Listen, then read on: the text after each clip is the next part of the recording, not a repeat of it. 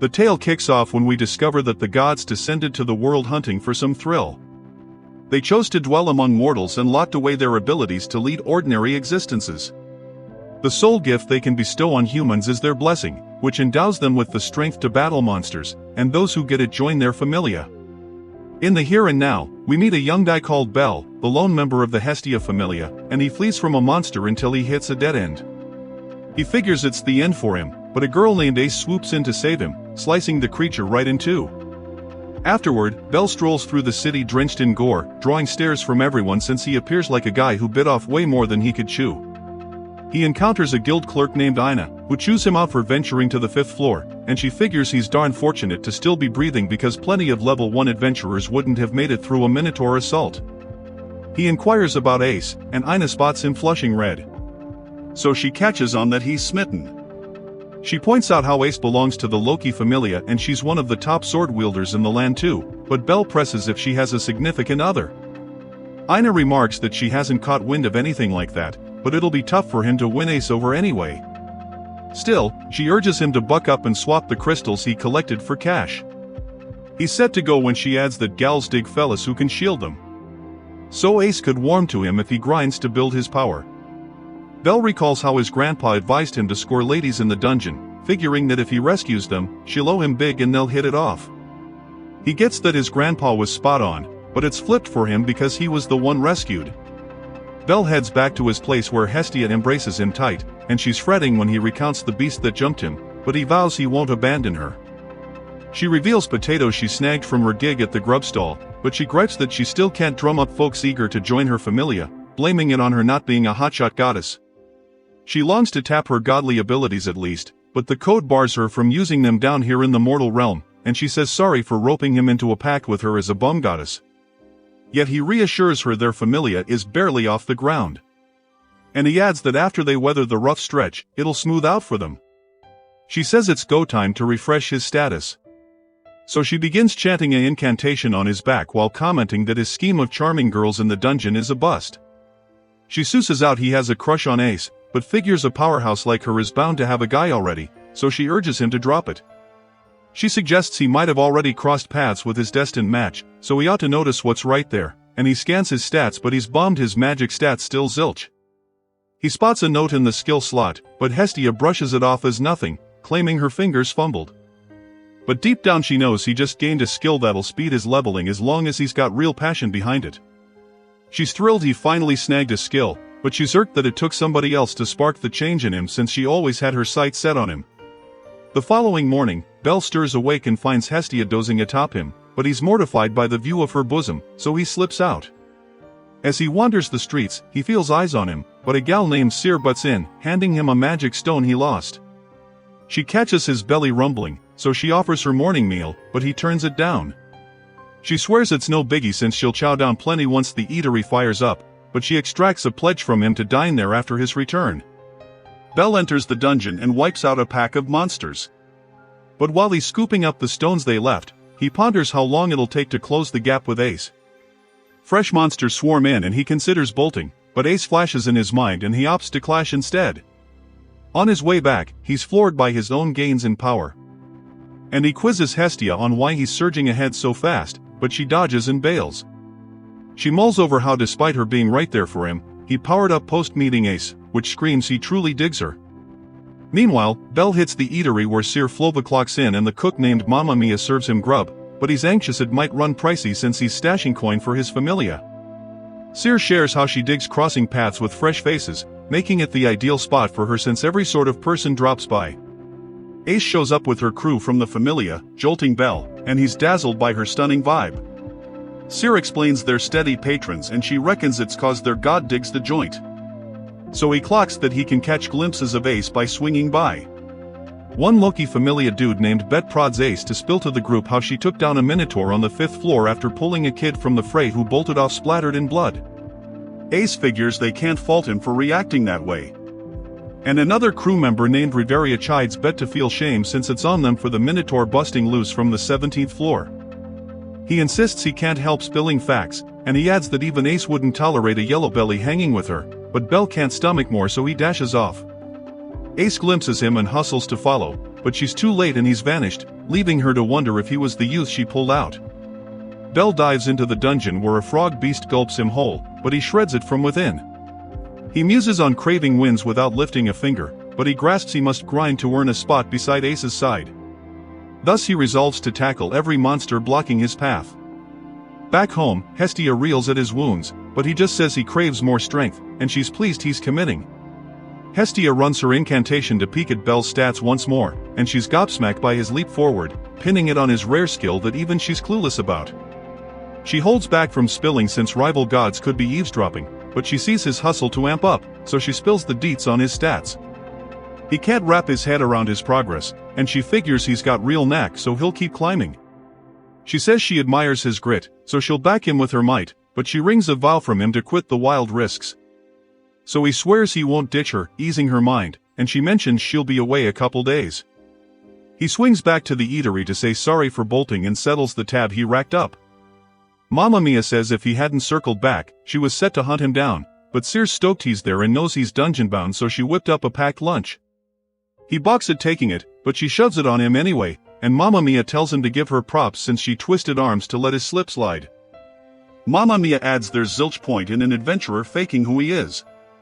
And she counsels him to pour his all into making it out in one piece. She stresses that it don't count if he feels lame or folks mock him because the key is hauling ass back breathing. Meanwhile, Hestia crashes a shindig for the gods where she sneaks bites, but another goddess named Freya cuts in.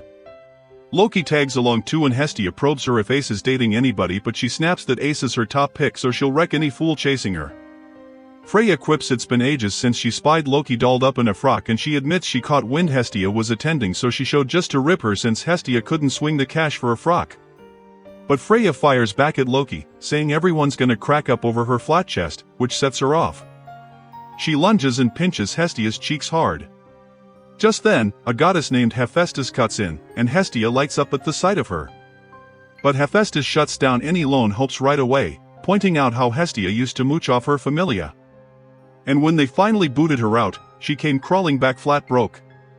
Hestia insists things are different now, she's got her own familia to run. Freya bows out, saying she accomplished what she came for and had a blast at the party. Once she's gone, Hestia drops to her knees in front of Hephaestus, begging her to craft a weapon for Bell. Hephaestus turns her down flat, telling her to scrape together the cash first. Hestia trails after her once the party wraps, pleading nonstop for the favor. Meanwhile, Bell's eyeing a dagger in his shop when a god named Mayak interrupts him. Bell asks why he skipped the god's banquet. Mayak says he got the invite but couldn't swing it, his tiny familias got him swamped prepping supplies. He slips Bell 2 potion vials, but Bell tries to hand them back. Mayak won't hear it, it's his way of saying thanks for all the support Bell's given his crew. Back with Hestia, Hephaestus finally asks what's got her so worked up for this help. Hestia spills that she just wants to back Bell up, he's on this risky road chasing his dreams. He's always got her back, but it kills her that she can't return the favor, not when she's too weak to even pull off basic goddess stuff. Hephaestus caves and agrees to do it, but warns Hestia she'll have to pay up eventually, even if it takes forever. She asks what kind of weapon Bell swings. Hestia catches on that Hephaestus is forging it herself, and she's over the moon, the goddess is heaven's legendary smith. Hephaestus reminds her no divine powers allowed down here, but Hestia shrugs it off. Hephaestus unlocks a hidden door, and as she fires up the forge, she ropes Hestia in to assist. In town, a waitress from the pub named Anya shoves a wallet at Bell and tells him to pass it to Seer, leaving him baffled. Another server, Ryu, chides her for the vague instructions.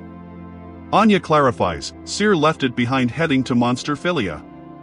Bell's clueless, so they fill him in. It's this massive blowout run by the Ganesha Familia, where they lock down the Colosseum for a full day of taming beasts hauled straight from the dungeon. Hephaestus wraps up the blade, and Hestia's thrilled, but the smith reminds her not to forget the bell.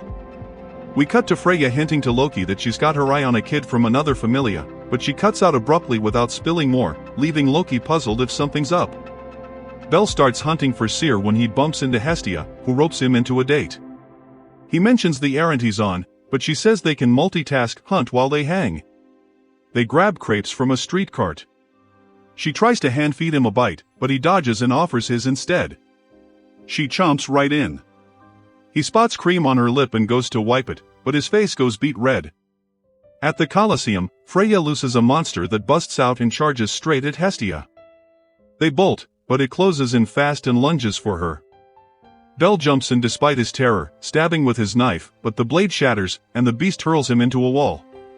As it rears to crush him, he lobs a flash bomb that stuns it blind, and he grabs Hestia to flee. Deep down, though, he knows he can't shield her.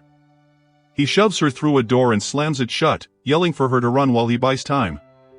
Bell flashes back to learning his grandpa got slaughtered by a monster. They never even recovered the body after it tumbled into some bottomless ravine. He swore to chase the old man's path as an adventurer, but every familia laughed him off for looking like a pushover. He wouldn't quit, and that's when Hestia scooped him up into hers. Back in the now, Ganesha gets word that 9 monsters broke loose. He rallies his guys to call in backup from other familias. They're outmatched solo. His crew gripes it'll make them look weak in front of the crowd, but he snaps that saving lives trumps pride every time. Bell's still tangling with the beast when Hestia recalls Hephaestus's words about the engraving she etched on the knife. It'll awaken the instant Bell claims it and evolve right alongside him. Hestia snaps to, it's time to get it to him. The monster's poised to end Bell, triggering a memory of Ace carving up that Minotaur to save him. But he's relieved she's not here. He can't let her see him this pathetic. Near the Colosseum, a girl briefs Eina on the chaos, who doubts they'll snag any adventurers mid-event. Then Ace steps up to help and smokes one monster in seconds. Eina says they've looped in more fighters, but a handful are still loose. Ace heads off to track them. The beast seconds from wiping Bell out when it veers Hestia's back, and it swerves for her. Bell tackles her out of the way but can't fathom why she returned. She says she'd never ditch him, throwing his own promise back that he won't abandon her. He argues they're both goners at this rate, but she urges him not to fold so quick. The thing barrels after them, so Bell scoops her up and books it. She knows they're screwed, but damn, she's beaming that he's got her in his arms. They duck into a hideout, but Bell figures the monster'll sniff them out soon. Hestia says she's got an idea. She'll pump his Falna so he can take it down. He calls BS even powered up. It's a lost cause. But she insists she trusts him and hands over the new knife.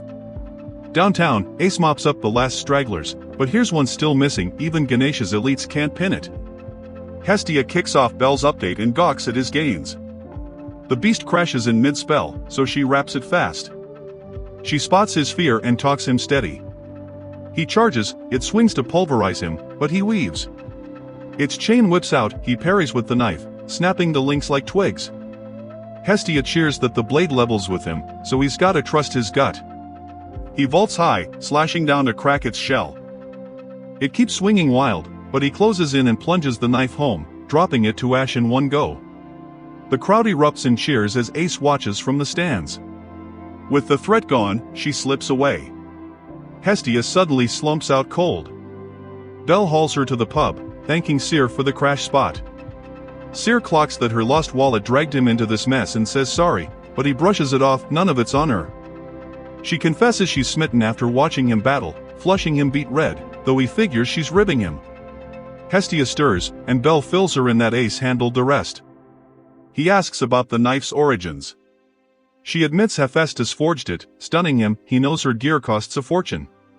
Hestia gets he's been window shopping weapons he can't touch price-wise. So she pulled strings with the smith to gear him up and fuel his growth. It hits him hard, and he tears up. Down in the dungeon, a kid supporter scoops up crystals when a guy barks at her for dragging her feet, calling her worthless at the job, but hey, she'll make a fine meat shield if monsters swarm. We're back with Bell telling Eina to greenlight him for the 7th floor. She's floored, he barely scraped by on 5, but he swears he's tougher now. He shows her that several of his stats have climbed to E rank, but Eina isn't buying it until he turns around and lifts his shirt. She studies the glowing hieroglyphs and has to admit he's telling the truth. Guild policy is clear, with those numbers, she can't keep him off the 7th floor. Still, she says there's one last issue to sort out and tells him to meet her the next day. When he arrives, he hardly recognizes her. She's swapped the prim guild uniform for jeans and a loose sweater, hair down, no glasses. She grins and asks if he's pumped for their shopping date. Bell mumbles that she looks way younger than usual, cheeks burning red. Eina hauls him straight to the Hephaestus Familia shop inside Babel Tower. Bell plants his feet the second he sees the sign. He can't afford a single nail in there, but she yanks him through the doors anyway. The lower floor is a dazzling maze of weapons and armor that leaves him speechless. Eina explains they're headed upstairs, but they can window shop on the way. On the upper levels, Bell bumps into Hestia, both freeze mid-step. Hestia's eyes narrow at Eina, instantly convinced the half-elf is using guild perks to seduce her only familia member. Eina raises both hands and swears it's strictly business. She points out that the top floor stock gear forged by brand new smiths who just want customer reviews, so the prices actually fit a rookie's wallet. Bell spots a sleek set of light armor that feels perfect. It'll drain every valise he owns, but he slaps the money down without hesitation. Eina tries to show him a different piece she grabbed, but he shakes his head. He's decided, and he's diving into the dungeon tomorrow. She pleads with him to form a party or at least hire a supporter. Going solo is asking for trouble. Before he leaves, she presses a small wrapped gift into his hand. He tries to refuse, but she insists it's for his own safety. Adventurers drop like flies down there, and she's seen how hard he pushes himself. She doesn't want him to become another name on the memorial wall. Both of them turn crimson. On the walk home, Bell spots a burly guy looming over a tiny girl in an alley. He steps between them, knife out. The guy snarls, asking if Bell's with her. Bell says he doesn't even know the girl.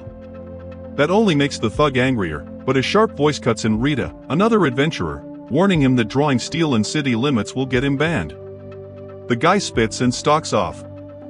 Bell turns to check on the girl, but she's already vanished into the crowd.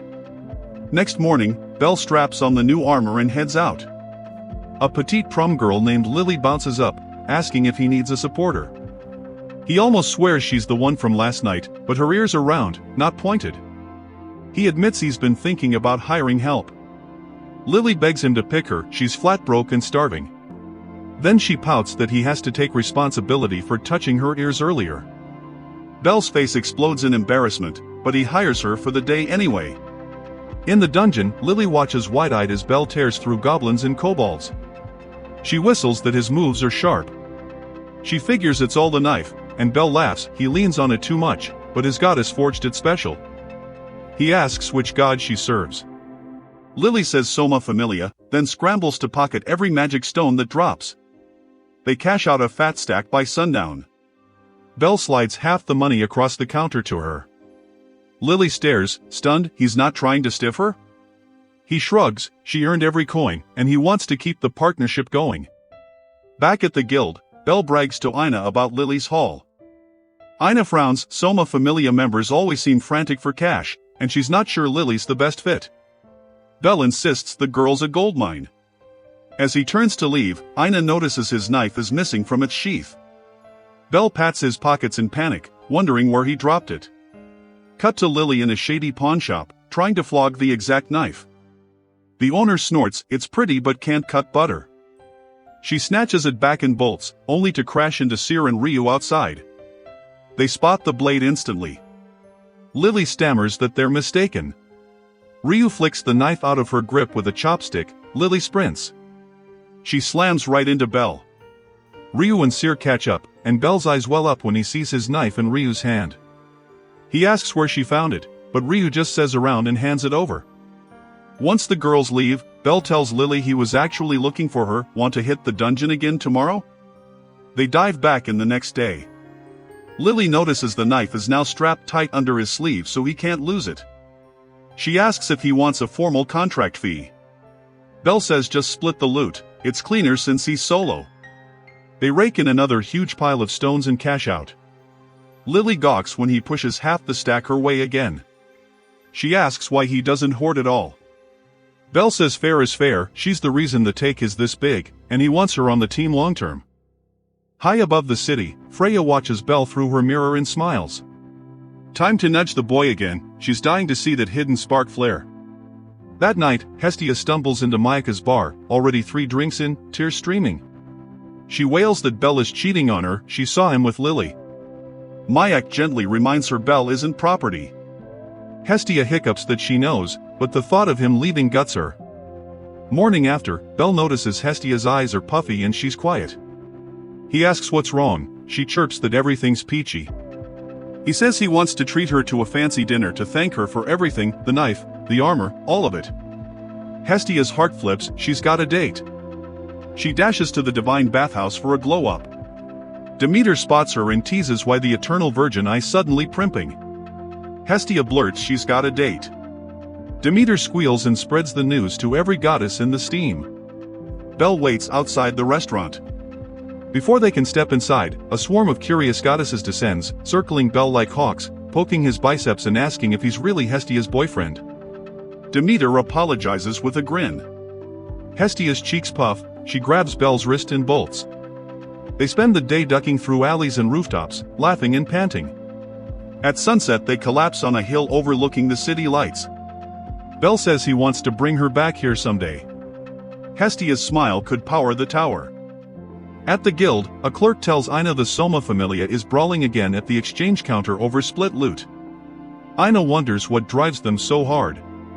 Deep in an alley, Lily's Familia corners her, snatching every coin she earned and kicking her while she's down. They sneer that a useless runt like her only stays in the Familia because she makes good bait. Next day in the dungeon, a warshadow blindsides Bell and slams him flat.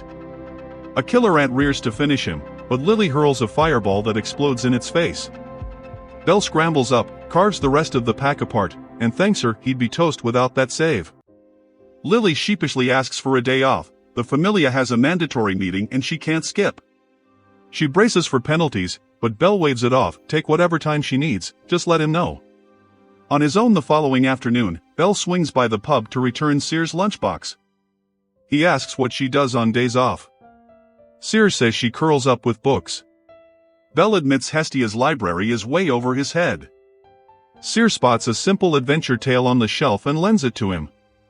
That night he sprawls on the church floor, nose in the pages, lost in Heroes and Dragons. Bell lies there, lost in the pages, musing that magic's just another edge to sharpen his strength, like a roaring flame that doesn't quite fit his style, but damn if he doesn't crave it to close the gap on Ace. Maybe it'd even turn him into the hero from the stories. His eyes finally droop, and he drifts off mid-sentence. Hestia shakes him awake the next morning, yawning as she peels back his shirt for the Falna check. Her jaw drops at the fresh script, he's unlocked Firebolt at last. Bell bolts upright, grinning like an idiot, he's gonna cast spells. Hestia explains he'll need an incantation to trigger it, but there's zilch scripted beside the entry. No chant means pure instinct, she tells him to test it on some dungeon trash. Once she's snoring again, Bell can't resist, he slips out into the night, heart pounding with hype. Deep in the labyrinth, he spots a goblin and whispers the trigger. A blazing bolt erupts from his palm, vaporizing the thing in a flash of heat. Ecstatic, he unloads volley after volley on every critter that twitches, laughing until his mind's numb and his legs wobble. He's wandered way too far down, time to bail, when exhaustion hits like a hammer, and he crumples cold. Ace and Reverie around the corner, the elf mage spotting the scorch marks first. Overdid the mana, Reveria mutters. Ace nods, this is the rabbit kid from that botched Minotaur mess, their screw-up. She owes him. Gently, she cradles his head in her lap, silver hair brushing his cheek. Bell stirs, eyes fluttering open to a vision that tugs at old memories of his mom, then snaps to reality. Panic surges, he scrambles up and bolts, cheeks aflame. Ace tilts her head, puzzled.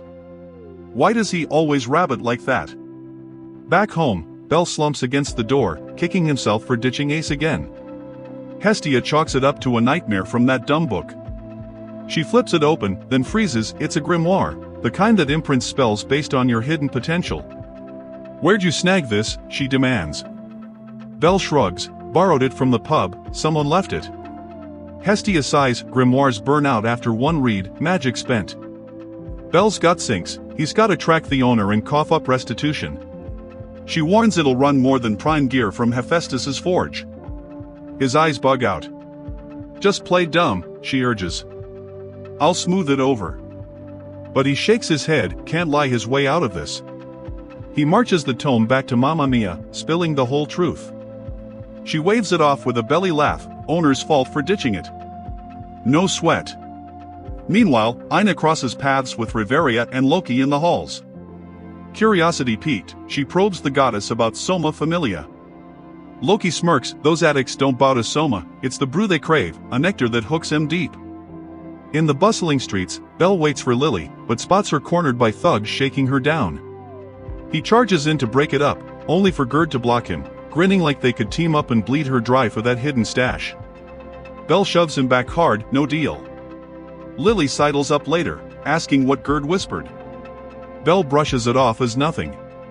He presses if she's okay after the hassle. She forces a smile, says it's fine. Flashback, Lily's folks vanished in the dungeon's jaws, chasing one big score. Orphaned, she clawed for scraps, latching onto her familia's adventurers. But every plea for fair cut ended in fists and spit. They treated her like dirt. She bolted once, dreaming of a clean slate, but they hunted her down, torching every scrap of progress. Now she loathes adventurers, every smug face a reminder.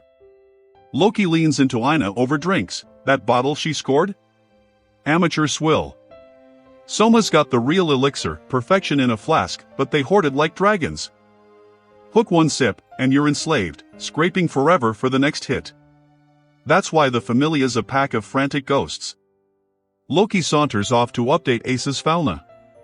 Eina calls her a flake, but Riveria chuckles, don't sleep on the fox, she's razor sharp, that's why we ride or die with her. Bell corners Hestia that night, spilling about the lowlifes circling Lily. He wants her crashing with them till it blows over. Hestia balks, girl sounds shady as hell from his tale. Remember the knife fiasco? Trust your gut, kid. Come dawn, Lily pitches pushing to the 10th floor. Bell hesitates, he scraped by on 7. She's been to 11, swears he's primed for it, and he caves. En route, she slips him a longer spear, his knife's too stubby for the bruisers down there. At the guild, Eina steals for her babble audit, but Ace intercepts, and Eina gushes thanks for hauling Bell's ashes from the fire. Ace murmurs if he's spooked by her. Eina beams, no, he's over the moon you saved his skin. Ace's smile flickers, soft. They catch an earful from passing vets, some pipsqueaks about to fleece a white-haired newbie. Eina's blood runs cold, sounds like Bell. She ropes Ace into a quick favor. Eina hunts down Hestia next, laying out Lily's rep, bad news, stay clear. Down in the gloom, Bell and Lily hit 10, and a hulking orc lumbers from the murk. Bell grips his new spear, stance low. The beast rips a sapling like a toothpick in bulrushes. They clash in a frenzy of steel and roars, but Lily ghosts. Bell carves a gash across its gut, hacks the leg clean, dropping it howling. Mercy stab ends it. Another charges, he snaps off a firebolt, ashing it mid-stride. He spins, calling for Lily. Nothing. Panic, did a monster snag her? Then he clocks the chum piles scattered like a trap, baiting the horde. A pack of orcs swarms, clubs flying. He hurls bolts, but one clips him airborne, ribs cracking. Desperate, he hunts her trail amid the chaos. Horror dawns, Lily's arrow whistles, snatching his knife mid-swing. She vanishes into the dark, leaving him to the meat grinder. A quick glamour spell melts her beastkin ears human flat. Freedom's price, she tells herself cash to ditch Soma for good. But the dungeon spits her out into Gerd's ambush, he trips her vicious, then unleashes a beating that leaves her a broken heap. Limited exits, rat, he sneers. We blanketed all, me and the boys were just waiting. Gerd rips Lily's tunic clean off, eyes lighting up at the glint of a rare magic shortsword strapped to her thigh. Before he can grab it, a shadow drops from the ceiling. Kanu, another adventurer. Gerd snarls, thinking it's backup, but Kanu sicks a dying killer ant on him instead. Drop everything and run, Kanu growls. 2 more goons slide in from the tunnels. Kanu reminds Gerd that a wounded killer ant screams for the whole hive. Gerd bolts, screaming, only to vanish under a red tide of claws and mandibles. Kanu turns to Lily with a cold smile, hand over everything and he'll protect her. Broken and shaking, she gives him the key to her hidden stash. He pockets it, kicks her into the swarm, and walks away whistling. The ants close in. Lily curls up, tears streaming, she deserves this for stabbing Bell in the back, the only person who ever treated her decent. She's trash, always has been. A roar of flame answers. Bell crashes through the wall of ants, firebolt after firebolt turning the tunnel into a furnace. The swarm shrivels to ash in seconds. Eina's pleading with Hestia back in town, make him cut Lily loose, she's poison. Hestia just sighs, Bell would never abandon the girl, no matter what. Bell kneels beside Lily, voice soft. You hurt? She stares, dumbfounded. How did he escape the orc pack? He shrugs, some random adventurer cleaned house. Lily calls him an idiot through fresh sobs. She betrayed him, skimmed his money, lied about gear prices, the works. Bell just smiles. Doesn't matter. You're a girl in trouble. I'll always come running. She punches the floor, hating how chivalrous he is. Then he adds quieter, you're not just any girl, Lily. You're my partner. Next time you're scared, tell me. I'll still come save you. The tears won't stop. She buries her face in his chest and apologizes until her throat's raw. Later, Bell apologizes to Eina for losing the Minotaur horn protector she gave him. She nearly tackles him in relief that he's alive. Walking home, he absent-mindedly rubs Lily's ears, now back to normal prom roundness. She squeaks crimson. He's stunned she's got transformation magic. She explains it keeps the Soma goons off her trail. He just grins, betrayal or not, he's fine with her. He drags her to the church. The second he steps out for water, Hestia corners Lily, eyes like ice. I don't trust you. Swear on your Falna you'll never hurt him again. Lily drops to her knees and swears. Hestia softens a fraction. Bell's too forgiving, so she'll be the bad guy for him. Your job is to watch his back and keep the leeches away. Don't make me regret this.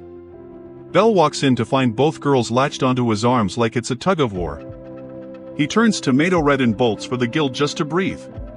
Inside, he nearly has a heart attack. Ace is sitting at Eina's desk. He tries to ninja past, trips over a guy's foot, and faceplants. Ace is suddenly looming over him. Eina laughs, he's been caught. Ace quietly hands him the lost Minotaur horn armguard. Bell's brain short-circuits. She was the mystery adventurer who saved him. She apologizes again for the Minotaur incident. He blurts that he's the one who keeps running from her like a coward. She tilts her head. 10th floor already? That's insane progress. He mumbles he's still garbage at actual fighting. Ace offers to train him. He nods so hard his neck cracks. Next morning they're in an empty lot at dawn. Ace asks if he knows any martial arts. Nope, just knife. She borrows his spare blade, promptly forgets how to hold it, and accidentally kicks him square in the face. Let's just spar, she decides. The beatdown is brutal and educational. She toys with him, calling out every mistake. Never lose focus, watch your blind spots, you're scared of something, face it. He eats dirt over and over but keeps getting up. Finally he dodges one swing, progress, only for her to bonk him on the head anyway. Meanwhile, somewhere deep in the dungeon, a lone adventurer toys with a Minotaur, snaps its club, hands it a spare sword, blocks every furious swing with bare forearms, lets it gore him into a wall, snaps the horn off, hands the sword back, and smiles when the beast finally shatters its own blade in rage. Good. You're stronger now. Back on the 10th floor, Bell and Lily face a monster room. They're swarmed. Lily lays down covering fire with her crossbow while Bell weaves through the chaos, Ace's lessons ringing in his ears, no blind spots, no hesitation. He carves a path and drops the last orc with a point-blank firebolt. Lily stares, he didn't even flinch. Training continues. Ace uses him as a punching bag daily, but he's improving by leaps. She finally asks how he's accelerating so fast. Bell looks at the sky. There's someone I have to catch, and a place I have to reach, no matter what. Ace's eyes soften, she knows that feeling bone deep. She declares today's lesson, power napping. They flop on the grass side by side. She's out in 3 seconds flat. Bell lies there staring at her sleeping face, heart hammering. Grandpa's voice echoes in his head, go for the kiss, kid. Then Hestia's voice snarls, I did not raise a creep. He groans, covers his face, and somehow resists. When Ace wakes, she drags him off for lunch, straight to the food stand where Hestia's flipping burger patties. Bell freezes. Hestia freezes. Ace just tilts her head, confused why the air suddenly feels like a war zone. Hestia's fuming, arms cross-tight as she glares daggers across the grill, always some new girl hanging off him. Bell stammers that it's just Ace running him through training sessions. He asks if it's cool to keep going. She's shipping out with Loki Familia in 2 days for their big push. Hestia huffs and gives the nod, but warns him sharp, don't even think about funny business. Down in the dungeon steps, Kanu stumbles on the same Minotaur from before. He unleashes his enchanted blade, but the magic fizzles like a dud sparkler. The beast doesn't blink, hoof to the chest, and Kanu's done, crumpled in the dust. Bell pauses at a bulletin board in town, eyes widening at the fresh poster. Ais soloed the 37th floor boss. He's floored. That kind of feat usually needs a full squad of elites. No way she pulled it off alone. He shows up for training anyway, swinging wild but landing zilch. Still, he grits through every bruise, every block, every dodge, because getting even an inch closer to her strength is worth the hurt. Next morning, Seer latches onto his arm in the pub back alley, dragging him inside to scrub pots like it's his job. Ryu pitches him quietly, and Bell asks how she climbed levels back in her adventuring days. She pauses, wiping suds from her hands. Find a full way out of your league, then outsmart it with real technique. But even that's no sure bet. Best bet? Link up with a party, they patch each other's holes. Bell hits the training ground with Ais that afternoon and finally strings a few moves together, shadowing her pace for seconds before she shoves him back on his ass. She mentions it's their last session before the expedition. He bows deep, thanking her for the lessons. She surprises him with a small smile, saying she actually enjoyed it. Bell stares at the ground later, her power's a mountain, but he'll chip away every day until he scales it. He trudges home and blurts to Hestia the training's wrapped.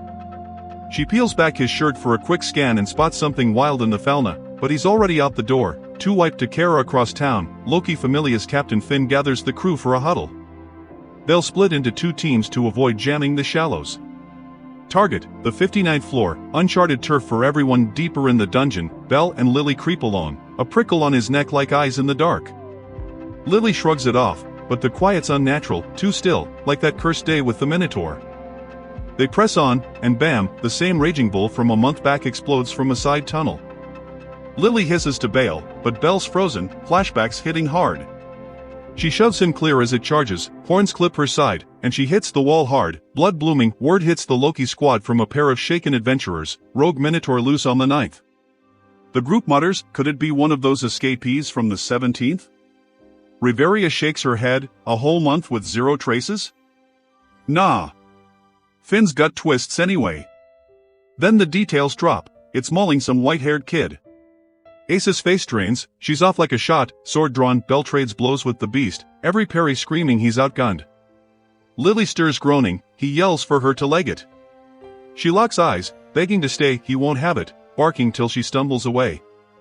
Alone now, escape tempts him fierce, but letting this thing through means Lily's dead.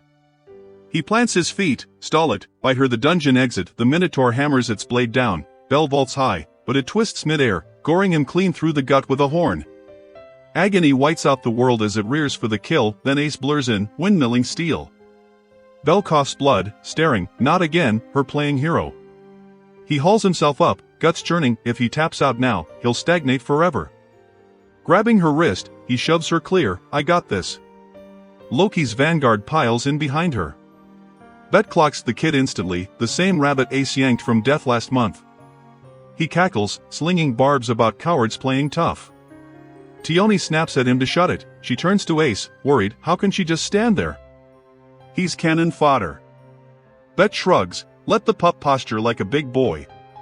Lily, ragged and pleading from the sidelines, begs Bet to step in, then slumps out cold from blood loss. Bet saunters forward to bail him anyway, but freezes mid-stride. The kid's not folding. A month back, he was Minotaur Chow. Now he's weaving, blocking horns and axes like he's danced this before. Bet whistles low at the knife. Damn thing's forged tough, but the crew mutters it's the footwork, the instincts. Bell snaps off a firebolt point blank, no incantation, scorching height and shocking the onlookers. Not enough to drop it, though. They lock horns, literally, as Bell's blade splinters under a overhead smash. He rolls, drives the shard into the beast's forearm. It howls, axe clattering free. Bell snatches it up, carving a red line across its chest. The thing berserks, charging full tilt. The squad winces, suicide rush, kid's done. Ais alone holds faith, eyes locked. At the last heartbeat, Bell meets the horns with the axe, steel screams, then rams his broken knife home, unleashing firebolt straight into the wound. Flames erupt from inside, cooking the beast from the ribs out. It seizes, crumbles to ash mid-roar. The tunnel goes dead silent. Bell sways, eyes rolling back, but stays upright a beat before crashing. Bet, slack-jawed, nods to Riveria, scan the runt. She kneels, traces the Falna, and her voice cracks, every stat, S rank. Gasps ripple through the elites like thunder. That night, under the church rafters, Hestia brushes hair from Bell's fevered brow and plants a soft kiss on his forehead. "You did it, my little hero," she whispers to his sleeping form. "But this? This is just the prologue to your legend." A few days later, Bell practically skips into the guild, a grin plastered across his face that he can't wipe off no matter how hard he tries. Eina looks up from her desk and raises an eyebrow. "Did you win the lottery or something?" He laughs and tells her he just hit level 2. She almost drops her stack of files. That night Hestia updates his Falna, fingers trembling with pride as the new rank etches itself into his back. Bell rolls his shoulders, waiting for some dramatic surge of power, but everything still feels normal. Hestia points out the fresh line glowing beneath the level 2 mark, Argonaut. Bell's eyes light up like fireworks. She smirks and pokes his forehead. Only shows up in hopeless romantics who dream of being the hero in some old fairy tale. His ears turn scarlet. She's already late for Donatus, the chaotic gods' only bash where they hand out nicknames to every adventurer who just ranked up. Bell paces the church all evening, trying to guess what embarrassing title the gods will slap on him. Hestia finally bursts through the door, cheeks flushed from sprinting across town. "Little rookie," she announces, half proud, half wincing. Bell groans and buries his face in his hands. It sounds like a pet name for a toddler. He sulks his way to the pub to drown his sorrows in juice. Lily and Seer think it's the cutest thing they've ever heard. Ryu quietly congratulates him, and Mamma Mia declares the whole place is drinking free tonight in honor of the new level 2. Bell mentions he's planning to push into the middle floors soon. Ryu's expression darkens. She warns him not to go past the 13th without a real party. Some drunk adventurer overhears and slithers over, offering Bell a spot in his group in exchange for the elf waitresses on the side. Ryu snaps the guy's arm like kindling. He screeches and raises a fist. Mamma Mia brings a table down on his head and tells him to crawl out before she uses his skull as a mug. He crawls. Next morning Bell's back in Babel Tower hunting better armor. He asks the clerk if they still stock anything forged by a guy named Welf Kratzo. A tall redhead leaning on the counter nearby snorts. "That'd be me." Turns out the famous, or infamous, Welf Kratzo was standing right next to him. Welf can't believe the little rookie is shopping his rack. Bell's just as stunned to meet the smith everyone whispers about. Welf cups his hands and bellows so every rival blacksmith on the floor hears, "Little rookie's my exclusive client now." Then, quieter, he offers Bell a direct contract. He'll forge only for Bell if Bell lets him tag along as a permanent party member. Bell accepts before the echo dies. They hit the dungeon the very next day. Lily eyes Welf like he's a walking scam. Why's a Kratzo ditching his own familia? She's extra annoyed Bell didn't even ask her opinion first. Her jaw drops when she hears the family name. The Kratzo line used to churn out legendary magic blades until the gift vanished overnight. Welf waves off the history lesson. Monsters incoming. A pack of orcs barrels down the tunnel. "Leave the big ones to me," he roars, swinging a massive high-carbon blade that slices two clean in half with one stroke. Bell blinks. He's moving faster than he ever has, almost a blur. Kobolds and goblins drop before they can blink. A lizard monster rears behind Welf and Lily. Bell's warning shout and a pinpoint firebolt turn it into barbecue. Welf whoops. Level 2 is the real deal, somewhere on a deeper floor. Bet, and the Loki elites are shredding a monster room like they've got something to prove. Tioni laughs that the rabbit-eared rookie crawled under everyone's skin. Ace joins the fray with a rare fire in her eyes. Riveria just smiles. She's burning hotter than any of them. Welf wipes sweat and grins. Fighting with a party feels different. There's room to breathe, space to swing. More groups are trickling onto the floor. Once Lily finishes scooping crystals, they'll bail. Then the ground trembles. A baby dragon, way too big and way too early, drops from a ceiling fissure, jaws wide for Lily. Bell thrusts his hand out for a firebolt and something else erupts instead, a blinding golden lance of pure force that punches straight through the dragon's chest and drops it dead in one shot. The tunnel goes dead quiet. Bell stares at his own hand like it belongs to a stranger. That night he recounts the whole thing to Hestia. She nods knowingly. Argonaut finally triggered. It's the skill that lets a hero punch above his weight and turn impossible into done. He asks what she knows about the Kratzo family. She shrugs, only that Welf can still forge magic gear but refuses on principle. His relatives think he's throwing away the bloodline. Next day Lily calls a rest day, so Welf drags Bell to his personal forge. Sparks fly, hammers ring. Welf asks if Bell has any special requests. Bell shrugs, light armor's fine. Welf rolls his eyes. Be greedier, man. Bell's gaze lands on a plain longsword gathering dust in the corner. Welf chuckles, nobody buys it because it's not magic. He already heard Hestia was asking around about him and figured Bell would treat him different once he knew. Bell just smiles and says he still wants the guy who'll fight beside him, not the family name. Welf's grin turns real. He spots the Minotaur horn on Bell's belt and decides that's the perfect material.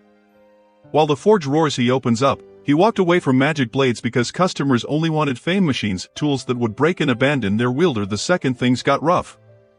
A real weapon becomes part of the fighter, it never betrays you. That's the pride a smith and an adventurer can share. By dawn he hands Bell a gleaming white shortsword carved from the horn Hestia knife Mk.2. We only met a few days ago, Welf says, but treat me like a real companion, yeah? Bell grips the hilt and nods hard as they dive back in the next morning, heading for the 13th floor. Lily drills the plan, monsters here spit fire and throw projectiles, stay alert. Standard formation, Welf front, Bell middle, Lily support rear, but she reminds them a supporter can't hold the backline alone if things go south. Bell just laughs, eyes shining. He can't help it, he's finally on a real adventure with people he trusts. Outside the tower, Hestia watches Takamikazuchi send off his own kids. He notices the worry eating her up and lays a hand on her shoulder. Trust your boy. Worry won't keep him safe, faith will. On the 13th, a hellhound clamps onto Bell's arm like a bear trap. Welf bisects it mid-bite. Another rears back, maw glowing with flame. Lily's arrow punches its eye, Bell finishes it with a clean thrust. They need open ground, fast, but a whole wave of fresh spawns materializes, cutting off escape afar above. A petite gianthrope named Asvi reports to Hermes that the city's veteran adventurers aren't exactly throwing parades for the little rookie. Rumors are flying, he only beat the Minotaur by dumb luck, faked his level-up speed, the usual venom. Hermes just leans back in his chair, eyes glittering with delight. The more they hate, the more interesting the boy becomes. Bell watches Lily fuss over the formation chart and can't help grinning. You jealous of Welf joining us? Lily's ears twitch, she insists she's only thinking about safety and avoiding drama. Bell just reaches over and ruffles her hair. We'd be lost without you, Lily. Everyone knows it, me most of all. Her cheeks go pink and she buries her face in the map so he won't see. Down on the 13th floor, things have already gone sideways for Takamikazuchi's kids. One of them is half-conscious, leg shredded, slung over Uka's shoulder while Makoto covers the rear, slicing killer rabbits out of the air. Hellhounds crest the ridge behind them, flames licking their jaws. They barrel straight into Bell's party, surrounded on all sides. Uka doesn't even slow, he locks eyes with Bell for half a second, mutters sorry, and keeps running. Lily hisses that the hounds will turn on them next. Bell plants his feet. Then we buy the others time. Firebolts streak from his palm, carving a path, but a handful of hounds vault over him and go straight for Lily. Bell and Welf intercept in a blur of steel and flame. Welf takes a nasty claw across the forearm, blood slicks the floor. The exit tunnel is blocked solid by fresh spawns. Bell's mind flashes to Ryu's warning, every little thing in the dungeon stacks up until it tries to kill you all at once. The ceiling answers with a roar. Rock rains down, monster reinforcements riding the avalanche. Dust and fire fill the air, Welf and Lily go down under debris, and a hellhound's breath washes over them like a furnace. Back on the surface, Hestia storms the guild in a panic. Bell's party is overdue. Eina's already pulling rescue forms when Takamikazuchi walks in with Uka and Makoto, faces grim. Hestia's eyes blaze. If Bell doesn't come back she'll blame Takamikazuchi's kids forever, but she catches herself and just begs them to help find him. Takamikazuchi bows deep and swears they'll fix this. Hephaestus, Hermes, and even Ryu sign on to the rescue team. Hermes flashes his usual grin. Gods aren't allowed in the dungeon, but who's gonna tell? Deep below, Bell's party survives the collapse by plummeting 2 floors in a shower of stone. Battered and bleeding, they hit a dead end. Lily, voice hoarse, suggests the unthinkable, push for the 18th floor safe zone. Welf laughs until he realizes she's serious. The only road there runs straight through the 17th and the floor boss Goliath. Lily's gamble, Loki Familia's expedition probably already smashed it on their way down. If they hustle, they can slip through before it respawns. Bell looks at his half-dead friends and nods. They'll trust Lily's plan. The rescue party tears through the upper floors like a storm, Asvi's gadgets and Ryu's blades clearing rooms in seconds. Hestia clutches Bell's dropped knife they find under a cave-in, knuckles white. Asvi reasons the kids must have limped toward the safe zone, anything else is suicide. Ryu and Hestia exchange a glance and agree, they're heading for the 18th. On the 17th, Lily's scent bag finally gives out. A brace of Minotaur's charges. Bell meets the first head-on, knife flashing, then snatches its dropped axe. Gold-like coils around the blade, Argonaut fully charged. One horizontal swing and the entire pack explodes into black ash. Welf stares slack-jawed. Lily just checks that Bell's still breathing after the recoil knocks him to one knee. Welf and Lily finally collapse. Bell slings one over each shoulder and jumps down the last shaft into the 17th proper. He sprints for the exit passage, Goliath's roar already shaking the walls behind him. The boss's fist whistles down. Bell dives at the last second, tumbling through the narrow gate as the impact seals it behind him. They land hard on the lush grass of the 18th floor. Bell, vision swimming, sees a lone figure in black and gold standing over them. He manages one desperate plea, "Save my friends," before everything goes dark. He wakes in a tent, sunlight filtering through canvas, and nearly has a heart attack when he realizes Ais Wallenstein is sitting right beside his cot. She explains Loki Familia is camped here on their way back from the deep floors. Riveria healed his teammates. Bell scrambles up, then promptly trips and faceplants into Ace's lap. He scrambles back, tomato red, while she just tilts her head, mildly confused. Finn welcomes him warmly as their guest. A few of their own are down with monster poison, so the whole expedition is stuck until the antidote arrives. Outside, Tioni and Tiona bounce over, grinning ear to ear. Tioni keeps calling him Argonaut because the way he carved up that Minotaur looked exactly like the hero from the old stories. Bell groans into his hands, but he can't hide the tiny, proud smile. Tioni keeps gushing over Bell's footwork from the Minotaur scrap, but when she and Tiona crowd in close, his face flames up bright red. They burst out laughing, cooing that he's adorable when he blushes like that. Later, Bell wanders a glowing forest path with Ace, head tilted at the soft light filtering through the canopy. How's it so bright underground? He glances up. The sky is a vast ceiling studded with glittering crystals, like stars frozen in eternal day. That night, Welf and Lily stir awake in their cots, mumbling apologies for dragging Bell down to the safe zone. He shakes his head firm, they're the reason he made it at all. Ace invites the whole crew to Loki Familia's campfire spread. Finn raises a toast, telling his people to show these kids respect, true adventurers who'd bleed for each other without a second thought. Over plates piled high, Ace offers Bell a shining fruit from the 18th's groves. He takes a bite and winces, way too sweet. Lily snatches it with a grin, but Welf pops it in his mouth instead, earning a furious elbow from her. Tioni and Tiona corner Bell mid-meal, peppering him with questions on cracking S-rank stats. He freezes at a faint call, Hestia's voice. She barrels into camp like a storm, tackling him in a bone-crushing hug and bursting into tears at the sight of him whole.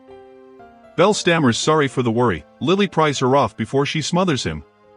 Hestia blinks at Ace in their midst, eyes narrowing. Hermes saunters up, introducing himself with a wink and saying to thank Uka and the Takamikazuchi crew they led the search right to him. Lily and Welf still simmer with resentment. Makoto bows low, apologizing for ditching them mid-fight. Lily snaps that words won't fix it, forgiveness is a long shot. Uka steps up, blame him, he called the shot, and he'd do it again to save his own. Bell nods quiet agreement, put Lily or Welf in that spot, and he'd bolt too. Hermes claps his hands, time to plot next moves. Asvi says they'll hold till Loki's vanguard crushes the 17th boss again, but that's 2 days off, plenty of time to heal. As camp quiets for sleep, Hestia slips Welf a small package from Hephaestus, special delivery. A Bell can't sleep. He drifts through the crystal-lit groves, mesmerized by the sky's endless sparkle. Ace appears beside him, soft voice admitting she was scared for him. His cheeks heat up, she tilts her head. You're always so nervous. She offers to show him the hidden town deeper in. Hestia materializes from the shadows, fuming he's scheming dates without her? She rounds on Ace, no way she's letting her steal him off. Ace blinks, utterly lost. Bell waves his hands frantic, total mix-up. Next morning, Hestia lags on the trail to Rivera town, yawning and grumbling that the whole circus tagging along ruined her date. Bell scoops her up when her legs give out. They stumble into a meadow carpeted in glowing crystals, the sight stealing everyone's breath, pure magic underfoot. Rivera's stalls hit like a wallet gut punch, everything gleams expensive.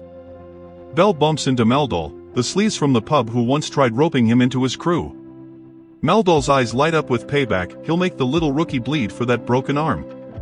But Ace steps into view, and he blanches, dragging his goons away fast. Hestia splurges on a fancy perfume. Lily snarks she's hopeless with cash. Hestia fires back that lily blue coin on a fancy pack too. They both sigh surface calls, but first, priorities. Hestia spritzes the bottle. Bell hates sweaty girls. Tione overhears and drags her to the baths. Lily, Ace, and the rest pile in for a soak. Meanwhile, Bet storms back into camp with the antidote vials, only to freeze at Bell's face. Hermes pulls him aside for a chat, but really to spy on the girls' bathhouse giggles. Bell protests it's wrong. Hermes chuckles that peeping's baked into guy lore. Bell's mind flashes to Grandpa's old tales, but he digs in no way. Then his foot slips, and splash, he tumbles straight into the steaming pool. The girls shriek, Bell surfaces sputtering, mortified, and flees. He zigzags lost through the woods until a splash draws him to a secluded spring. Ryu, bathing solo. She spots him, hurls a stone that whizzes past his ear. Bell yelps apologies, she sighs and wraps a towel, leading him away. At a quiet shrine, Ryu kneels to lay wildflowers on weathered stones, her old familia's grave. She spills it raw, enemies lured them into a massacre trap. She alone crawled out, rage boiling. She hunted them down, burned their whole crew to ash. Guild blacklisted her for the bloodbath. Half dead in a gutter after, Seer found her. Mamma Mia took her in anyway, knowing every dark detail. Ryu stares at the blooms. I'm a monster elf, violent, broken. I'll shatter your trust someday. Bell shakes his head fierce, don't trash yourself like that. She meets his eyes, soft. You're worth respecting. Kind to a fault. Night falls. Meldal fumes in the shadows, plotting how to corner the rabbit alone for payback. Dawn breaks, and Bet's snarling at Bell for ogling Ace in the baths. Tione and Tiona wrestle him down. Ace announces she's heading out with the lead group. Bell wishes her safe. Hestia bristles at the warmth in his voice. He slips off to find her, only to spot a scrawled note, his goddess snatched. Clues lead to a clearing. Meldal, smirking, with Hestia bound nearby. She's fine, he assures. Fair one-on-one, no interference. Winner calls the shots. I take your gear when I win. Bell counters, let her go if he pulls it off. Fights on. Meldal shatters a crystal vial, he vanishes in a shimmer. Fists rain unseen. Bell's ribs crack, blood sprays. Hermes and Asphi watch from the brush. Turns out the god orchestrated the whole mess. He needs Bell to stare humanity's rot in the face. Asphi asks what if the kid breaks? Hermes shrugs, then he wasn't the one. Wealth crashes the party with Lily and crew, blades clashing in a free-for-all. Hestia's guards hear the chaos and bolt to join, leaving her trussed and fuming. Lily sniffs her out by scent and cuts her loose. Welf's team carves through goons, but Meldal's meat shields keep Bell pinned. A thug clocks Welf, he drops Hephaestus's gift. Another lunges, Ryu blurs in, dropping the attacker cold. Bell's a bloody mess, but he catches one invisible swing on his guard. Meldal pauses, fluke? He swings wild, Bell twists away, ears straining for the whisper of air, mapping the clearing's echoes. He lunges blind, shatters Meldal's sword on a rock, then snaps a kick to the jaw. Meldal flickers visible, staggering, but lunges with the jagged stump, shoving Bell back. Hestia breaks free, unleashing a flicker of sealed divine aura. The air thickens like lead, Meldal and his crew blanch terrified and scatter. She crushes Bell in a sobbing hug, he took those hits for her. He mumbles sorry for letting her get nabbed. Lily calls it done, but the earth heaves. A massive floor boss, Eudeus, crashes from a ceiling rift, bellowing. The roar ignites a monster stampede, Meldal's pack gets swarmed. Bell and his crew charge to drag them clear. Riveria watches from afar, murmuring that Hermes botched as a guide but made the call a leader should. Meldal's cornered, horns closing in for the kill. Bell dives through the fray, knife singing, felling beasts left and right to haul him out. Lily yanks Meldal clear of the scrum, hissing that he'll just trip up Bell if he sticks around. Be grateful the kid saved your sorry ass, she snaps. Asphi barks at Volos to rally every fighter in Rivera, get geared and ready. The townsfolk mutter about bolting, but she shuts them down cold, the exit sealed tight by rubble and spawns, no way out without dropping the boss first. Ryu darts in low, her boot cracking against Udias's knee like thunder. The giant staggers to one knee, Uka and Makoto pile on, blades flashing, but their cuts barely scratch the hide. It surges back up, maw glowing with building energy. Welf snarls a quick incantation, hurling a feedback spell that makes the beast's own power rebound, but it shrugs it off, beam charging full. Ryu leaps, slamming a heel into its jaw midair, the blast veers wild, scorching stone instead of flesh. Asfi yells that the mages are mid-chant. Ryu just needs to keep it pinned a bit longer. Ryu smirks and tosses the job back, you handle it. Rivera's adventurers swarm in a ragged wave, steel and spells hammering the Colossus. It unleashes anyway, the beam clipping Bolas square, he tanks it, staggering but upright, the caster's barrier holding just enough. Bell weaves through the chaos, knife plunging deep into a thigh joint. The wound sizzles black. The mage's chant peaks, a torrent of fire engulfs Udias, roasting armor and flesh in a howling inferno. Its jaw shatters free as it drops, bellowing. But gasps ripple through the crowd, chunks of hide knit back together, regenerating fast. It slams a fist down, shockwave hurling fighters like leaves. Ryu and Asfi lock eyes with Bell, handle the lesser spawns swarming the flanks, they'll stall the big guy till the mages recharge. They charge as one, Ryu carves red lines across its torso, but curses under her breath, the core's buried too deep. Udias's maw ignites again, beams lancing wild. Uka shouts for Chigusa's shield, she hesitates, knowing his play, he'll eat the next shot head-on. You'll die, she warns. He grins grim, better that than a coward who won't stake his life for the team. Bell snaps off a firebolt that vaporizes half the beast's face in a bloom of flame. It rears, beam erupting crooked, but clips him anyway, hurling him into a wall. As it looms for the kill, Uka dives in, shield up. The impact crumples him like foil, both boys sprawled bloody and broken. Hestia grabs Ryu's arm fierce, by time, face the thing down.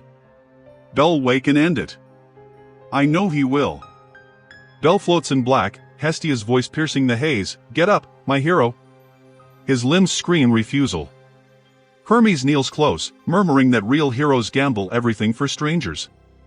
It clicks, Grandpa's old yarn, stay true to your fire, and you'll be the coolest legend walking. Bell's eyes snap open.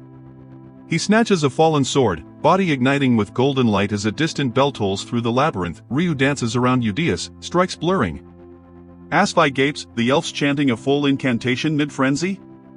Asfi ignites her flight talismans, soaring to blind the beast with alchemical flares. Ryu wraps her spell, unleashing a gale of slashes that peels away slabs of hide, but it's not down. Massive fingers clamp her midair, Makoto surges in, gravity field yanking the giant earthward in a crushing sinkhole. It bursts free roaring, Welf barrels through the melee, thrusting a Krotso magic sword straight into its chest. The blade detonates in a cataclysmic blast, cratering the floor, but Udias lurches upright, scorched but seething. Bell channels Argonaut, the sword blazing hero gold.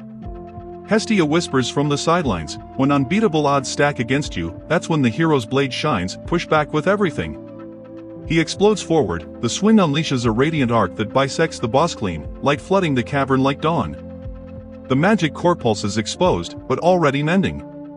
Bell vaults the gap, knife plunging home. The stone shatters in a final, thunderous burst, cheers erupt as ash rains down. Hermes exhales, grinning ear to ear, the boy delivered. Turns out Bell's Zeus's own grandson, the final spark of that fallen familia's heroic line. Hermes leans back, Orario's on the cusp of upheaval, and he can't wait to watch it unfold. Legends like this? They echo for ages back on safer floors. Bell's party tangles with a wolf pack. He dispatches most with quick knife work, but one rears back, belching fire. Welf interposes his blade, snuffing the flames and carving it down in one riposte. Lily yelps a warning as a flank hits Makoto. She spins, dropping the beasts with effortless precision. They all breathe relief, having her along turns the mid-floors from grind to stroll. She bows her head, sorry for screwing them over that first meet. Bell waves it off, water under the bridge. She sighs, some scars don't fade easy, they unwind at a Rivera tavern. Bell toasts Welf's fresh level 2. Lily chimes in, his forge work's gonna fetch top Valis now. Welf chuckles, he won't craft anything that'd shame his goddess. Lily mutters he'll probably ditch them once the skill settles, he was just grinding for it, right? Welf snorts, fat chance. He's in for the long haul. She eyes Bell. You leveling soon? He shrugs with a wry smile. Still miles from there. A snot-nosed kid from another crew starts mouthing off, slinging mud at the whole table. Bell bites his tongue, but fury boils when the brat calls Hestia a joke. The kid smirks. Truth hurts, huh? Bell's fist clenches. Welf accidentally clocks him with his tankard. Brawl erupts, chairs fly, fists land, till a burly Apollo Familia thug named Hyacinthus wades in, pounding both boys flat. He looms over Bell, disappointed. Time to pay for bruising his boys. Fingers close on Bell's throat. Bet saunters by, yanking him off. Ease up, pretty boy, you're harshing my vibe. Hyacinthus snarls but backs off with his pack, Bet tossing over his shoulder. Don't get delusions of grandeur, rabbit. Home at last, Hestia beams at Bell's split lip. Lily frets he's off his game. Hestia's hot-headed streak must be contagious. Bell rubs his neck. Couldn't help it when they trashed her like that. She softens, cupping his cheek. Next time, just laugh. Seeing you banged up guts me morning at the guild. Bell spills the brawl to Eina. She sighs. Familia scraps can torch the whole city. Watch your step. As he turns to go, two Apollo girls, Cassandra and Daphne, thrust an invite at him. Apollo's gala, mandatory. Bell hands it off to Hestia, who groans at the name. Bad blood there, but she'll go better drag Mayak and Takamikazuchi as buffers. They roll up to the banquet hall. Hestia does a double take at Takamikazuchi cozying with Hermes. He grimaces. Don't get the wrong idea, purely business. Takamikazuchi sulks, but Hermes just chuckles and tells him to lighten up. They teamed up to rescue Bell, after all. He starts hyping up Asfi's looks, calling her a knockout. Asfi turns beet red and snaps at him to knock it off, but Hermes keeps poking fun. She finally hauls off and sends him crashing into a wall. Apollo sweeps onto the floor, urging the crowd to have a blast. Hermes catches Bell staring and asks if he wants an intro, but Bell just figures he and Hestia should say hi themselves. Hermes mentions he's known Apollo forever. The guy's a whirlwind, always tangled in some romance, but watch out, he holds grudges like nobody's business. Freya makes her entrance, turning every head in the room. Hestia grabs Bell's face, forcing him to look away. She's convinced one glance and he'll be charmed for life. Freya saunters over to say hello, leaning in way too close to Bell. Hestia shoves between them, warning him Freya's a man-eater who chases anything in pants. Loki strolls up with Ace in tow, and she and Hestia instantly lock horns, trading barbs. Loki spots Bell and shrugs. Nothing impressive, total lightweight next to Ace. Hestia bristles and fires back, sparking another round of bickering. Bell slips out to the balcony for air, still feeling out of place at these fancy gigs. He freezes when he spots Hyacinthus huddled with some shady figure. Hermes joins him, asking what made Bell pick adventuring. Bell admits his grandpa sold it as prime girl meeting territory, plus all the thrills. Hermes teases about cutting a rug tonight, but Bell's never danced a step. Hermes nudges him to channel grandpa. Chat up, the ladies here. He turns to Ace, asking her for a spin, but bows out quick, claiming a prior thing. Can't leave her hanging, though, so he volunteers Bell instead. Bell's jaw drops. Maya clocks Bell's panic and demos the proper ask, bow low, hand out. Bell mimics it stiffly, inviting Ace to dance. She accepts with a small smile, but neither knows a waltz from a wallop. Mayak and Takamikazuchi coach from the sidelines, and soon they're gliding decently. Hestia and Loki lose it, fuming over their favorites pairing up. Asfi steps in to block them. Hermes' orders, keep the peace. Ace admits it's her first dance too, surprising Bell. She thanks him. She's actually enjoying herself. Apollo corners Bell post-twirl. Hestia jumps in front, but Apollo's all business. Their kid's scrapped. She apologizes for the mess, but he demands payback. His folks got roughed up. Hestia points out Bell took hits too. Apollo parades out a bandaged-up goon, asking if Bell really wrecked him that bad. Bell swears he didn't. Hestia smells a setup and grabs him to bail, but Apollo drops the gauntlet. War game. Win, and he claims Bell. Can't stand Hestia hogging such a cute kid. She calls him a creep. He reminds her they had a thing once. She spits he's delusional. She shot him down and never regretted it. She rejects the challenge flat, but he warns she'll rue it. The next day, Bell and Hestia step out, and boom, Apollo's thugs ambush with explosives. Bell shields her. They stagger clear, coughing. She IDs the attackers, Apollo's crew. Bell's stunned. They turn down the war game, but these guys are hitting in broad daylight? To charge, Bell drops them with quick knife work. then scoops Hestia and bolts through the smoke. Pursuers dog their heels. Hestia points to the guild, safe ground. They hit a wall. Bell tells her to hold tight and vaults to a rooftop. Daphne and Cassandra block their path. Daphne says running's pointless. Apollo fixates and never quits. Happened to them too. Surrender easy, she'd hate to bruise a future teammate. Bell refuses. Daphne flings a dagger while her pals rush. Bell counters with a firebolt barrage, blasting them back. Cassandra tugs Daphne's sleeve. She dreamed this, bad vibes if they push. Daphne brushes it off as nonsense. Welf and Lily fret Bell's late, and whispers say Apollo's hunting him. Ace hears the same buzz, but Finn pulls her aside. No meddling in familia beef. Bell and Hestia sprint on. She apologizes for slowing him. He shuts that down, not her fault. He spins, dropping more tails, but Hyacinthus looms ahead. Bell lunges. Hyacinthus parries easy, slashing back. Bell barely holds, staggering under the assault. At the guild, Eina begs the boss to intervene in city fights are banned. He sighs. Apollo'll just pay fines. Hands tied. Hyacinthus sneers. He loathes Bell, but orders are orders. Recruit him. Bell charges. Hyacinthus sidesteps, carving his chest open, then boots him down. Doesn't get Apollo's obsession. He raises his blade, lop off an arm, can heal it before handover. Arrows whistle in. Nausea covers their escape. They dash into more. Apollo grunts. One zaps Bell with lightning. Makoto's crew crashes the party, blades flying. Welf and Lily join the fray, pouring potions down Bell's throat. He staggers up to help. They wave him off. Run, leave this to us. Bell beelines for the guild but hits another ambush. Lily and Welf peel off. Handle these, get Hestia safe. Post-split, Lily asks if Welf's good without Bell. He grins, piece of cake. Two slip past, Lily drops them with arrows. But Xanus materializes, leering. Welf yells for support. Lily chokes out. She's ditching for Soma Familia. Welf stunned. Hyacinthus's voice echoes, no peace till you fold. Hestia floats options, hopeless fight or Bale or Orario together. She confesses she's in love, wants him forever. Bell stammers he respects her like crazy. She pouts, annoyed. Ambush finds them. Bell grabs her and flees. She fumes, the nerve, interrupting her confession. They storm Apollo's manor. Hestia snatches a glove from a minion and slaps Apollo's face. War game accepted. The hall erupts in cheers. Welf catches up. Lily's snatched by Soma thugs. Bell moves to rescue. Hestia stops him. She'll stall the game date. Train hard, get strong. Bell goes to meet Ais, but the guards don't let him enter since they think he's there to ask her to join his familia for the war game. Tiana arrives and grabs him by the collar, telling him to get lost, but it's all an act, and she secretly gives him a location where he meets up with Ais and Tiana. Ais mentions that she has heard about the war game and her familia thinks they shouldn't help him, but she believes that it's wrong to abandon him. He notes that he wants to win the war game, so he asks her to train him, and she and Tiana both agree to help him. We see Xanus taking Lily to meet S, and he mentions that she's agreed to serve their familia, but she asks for S's permission to leave them, which annoys Xanus. He tells her that if she wants to leave, she needs to pay them 10 million val, which shocks her since she doesn't have that kind of money.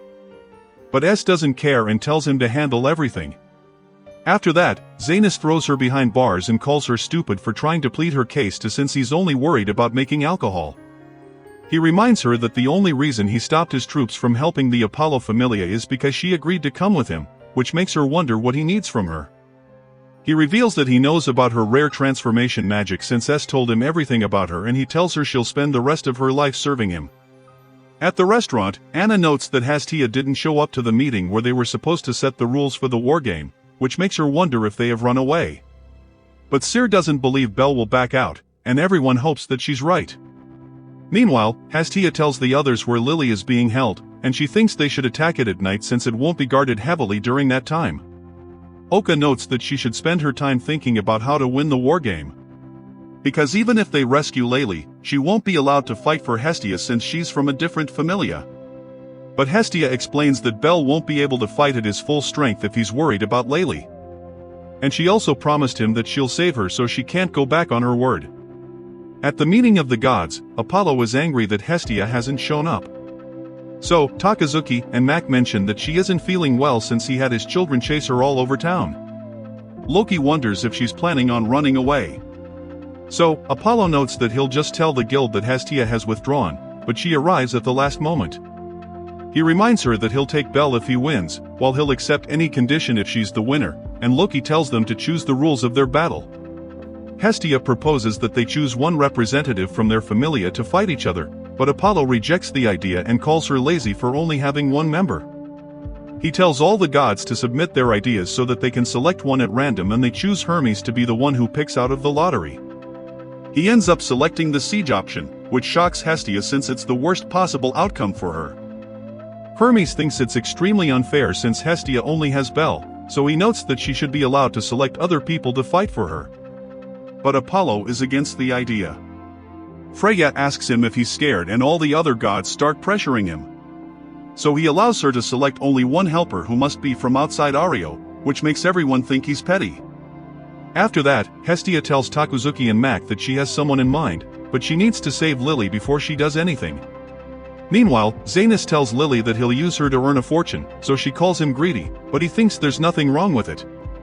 He loves his familia since his god doesn't care about his evil nature, so he can do anything he wants without getting punished. A man named Chandra reports that Hestia is attacking them, and Lily notes that she won't help him if he hurts Hestia. But he threatens to make her drink Syl's wine, which will make her addicted to it, and her addiction will turn her into an obedient slave. After he leaves, Chandra throws the keys to Lily, telling her he doesn't like Zanus so she can do whatever she likes and he'll act like he didn't see anything. She gets out of jail and sees her friends fighting, so she tells them to leave, but Hea refuses to go without rescuing her. She tells Lily she accepted the war game against the Apollo Familia. So, Bell is working hard to get stronger, but he's only training since he believes that Lily will come back. She can't believe people are depending on someone like her. So she goes to S's room and asks him to end the fight, but he refuses to listen to her. He pours her a cup of his wine and tells her that if she can drink it and say the same things, he'll listen to her request. So she drinks it, but she immediately gets drunk and falls to the ground. She's about to become completely addicted to it, but she remembers Bell, which makes her cry, and she once again asks S to end the fight. Zanus arrives and notes that S doesn't need to listen to her, but he tells Zanus to be silent and orders everyone to stop fighting. Zanus can't believe what he's seeing since S never does anything, but he refuses to let Lily get away. He tries to attack her, but Naza shoots an arrow at his foot while Wall rushes forward and uses his sword to knock him out. Before they go back, Lily asks S to let her leave his familia. So, he agrees to her request and Hestia makes her one of her children. He wonders if she's really a child he gave his blessing to. So Hestia mentions that Lily got stronger because he threw her out and tells him to think about why she changed. Lily thanks everyone for rescuing her. But Mac reminds her that the war game hasn't even started yet and she knows that the Apollo Familia is much stronger than they are. The next day, Takuzuki is anxious because even though he wants to help Hestia, he can't make that decision on his own. But Makoto arrives and asks for his permission to join Hestia's familia. Wealth asks the same thing from Hestisis, who reminds him that his goal is to make weapons more powerful than the magic swords, but he thinks he can do it anywhere as long as he's passionate about it. He reminds her that she was the one who taught him that, and she wonders why he's willing to go that far. So, he mentions that it's because of his friends. We see Hermes asking Ryu to help Hestia and Bell since she's the only one who meets the requirements Apollo set, and he assures her that he'll make sure no one finds out who she is. Meanwhile, Bell is training with Ais, but he still can't land a hit on her. And she tells him that fighting humans is completely different from hunting monsters. She notes that monsters are always serious, but humans will see the way he's fighting and react to it.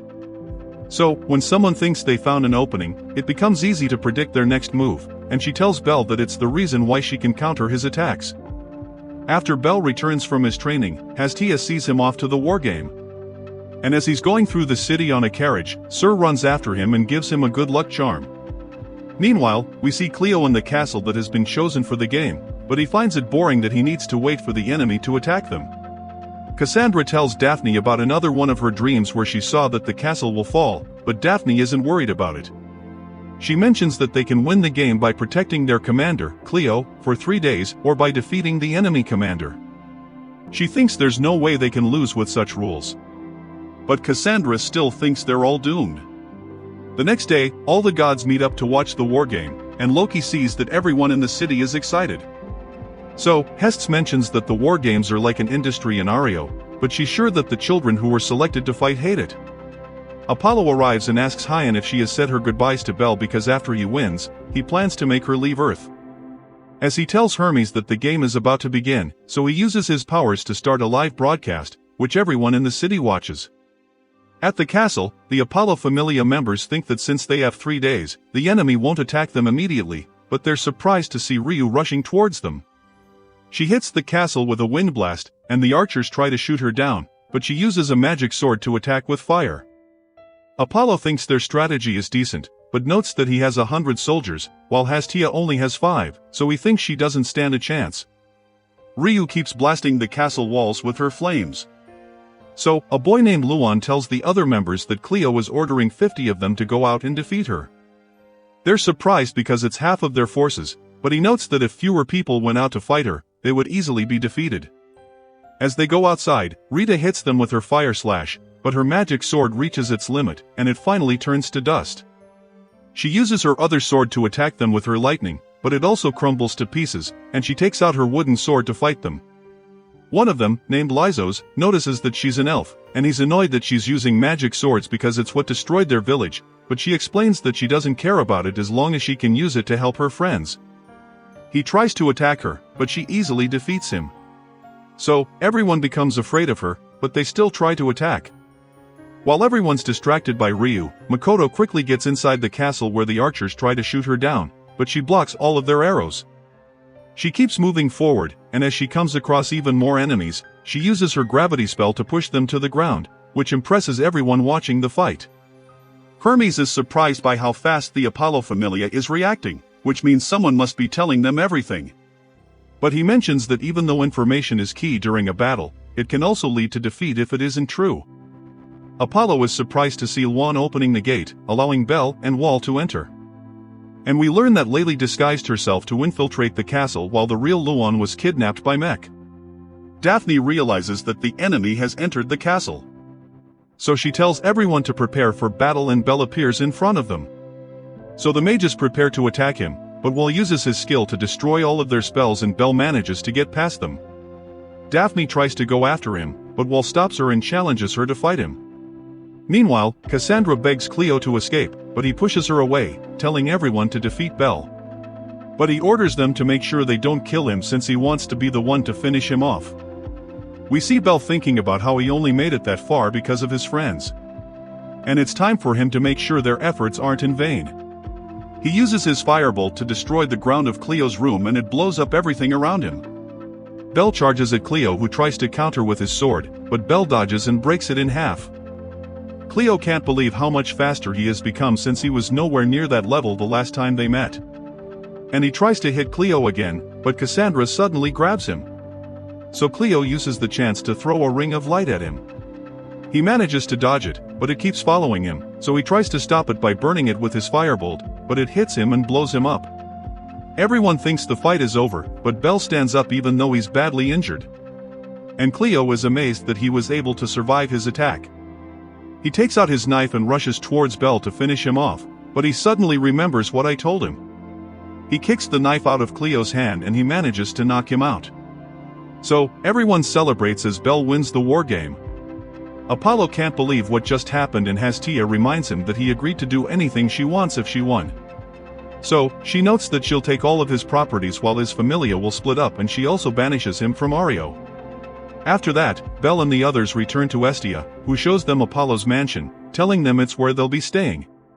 But she notes that there's still a lot of work to do, and before doing anything else, she makes an emblem for their familia.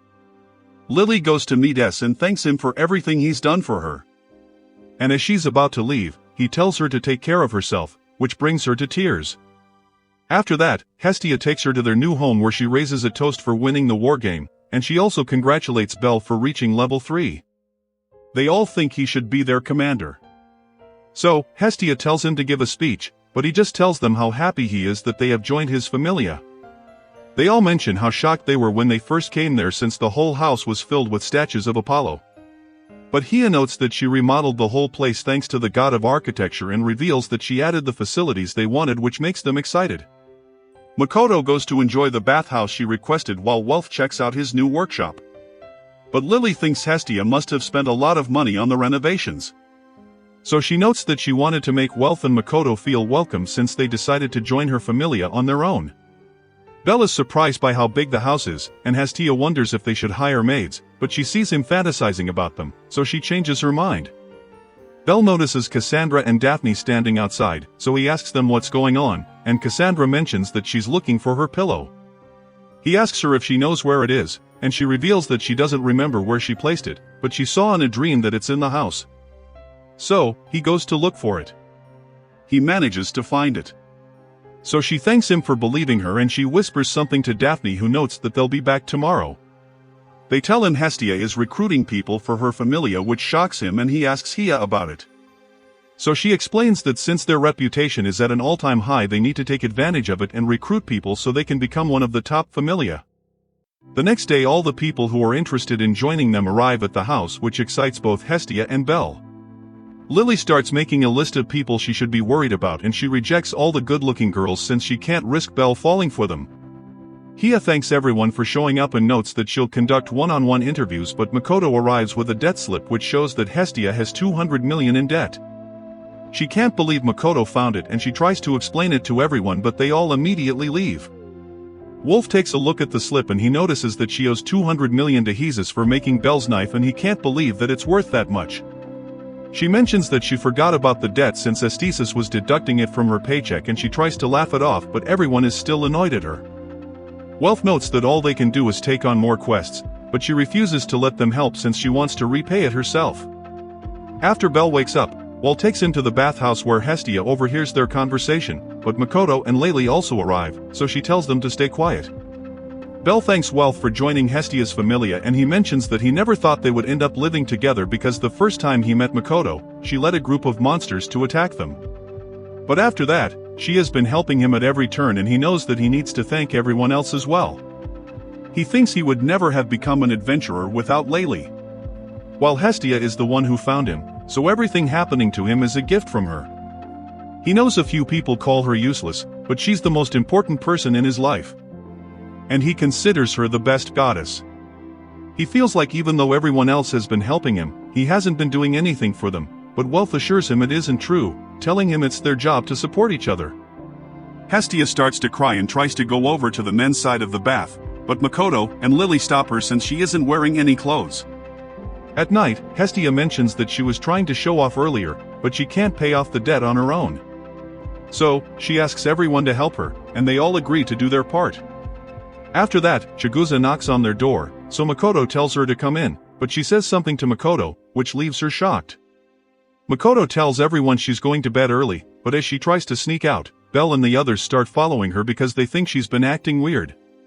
She meets up with Chigusa and they go to the pleasure quarter. Lily doesn't understand what Makoto is doing there since it's the last place she would want to visit. While Bell is shocked seeing everything around him, as they keep moving forward, the women there try to get Bell to spend the night with them. But Lily makes sure no one can get to him. They notice Makoto and Chigusa being surrounded by men. But as they go to save them, a woman grabs Bell and separates him from the others. Wealth and Lily save Makoto and Chigusa, and he reminds Makoto that they're in the same familia, so she should tell them everything. She notes that Chigusa told her one of their childhood friends might be working there, and they wanted to see her with their own eyes before discussing it with the others. Lily thinks it isn't a good idea to stay there, so they should leave immediately. But they're shocked when they realize that Bell isn't with them. We see that he's lost and he starts walking around, but he's surprised as he runs into Hermes, who makes him promise never to tell anyone that he saw him there. He gives Bell an aphrodisiac as a reward, which shocks him, and he tries running after Hermes to give it back, but he almost runs into a woman named Aisha. She grabs and asks him if he wants to buy her for the night, but her friends recognize him. So, she holds him close to her, telling them she found him first, and she won't let anyone else have him. He tries to tell them he's just looking for his friends, but they don't believe him because of the vial that Hermes gave him, which makes them think he's there to have fun. They take him into a building where a goddess named Ishtar asks Aisha if she has found her prey for the night. But all the girls tell Ishtar to stop looking at him since she'll end up charming and stealing him from them. She mentions that she has a guest coming, so she doesn't have time for inexperienced little boys. And he realizes that he is in the Ishtar Familia's house. He remembers the time told him that the Ishtar Familia is one of the most powerful in Orario, but she also warned him to stay away from them. Aisha tells him that all the rooms are filled at the moment, so he needs to wait for a while, and he asks the girls if it isn't a problem that he belongs to another familia. They reveal that it happens every single night, telling him that the Amazon kidnap men and have their way with them, which makes him afraid of the girls. A huge woman named Fern also recognizes Bell, and she tries to have her way with him, but the rest of the girls stop her since she'll end up ruining him. She thinks she's prettier than all of them.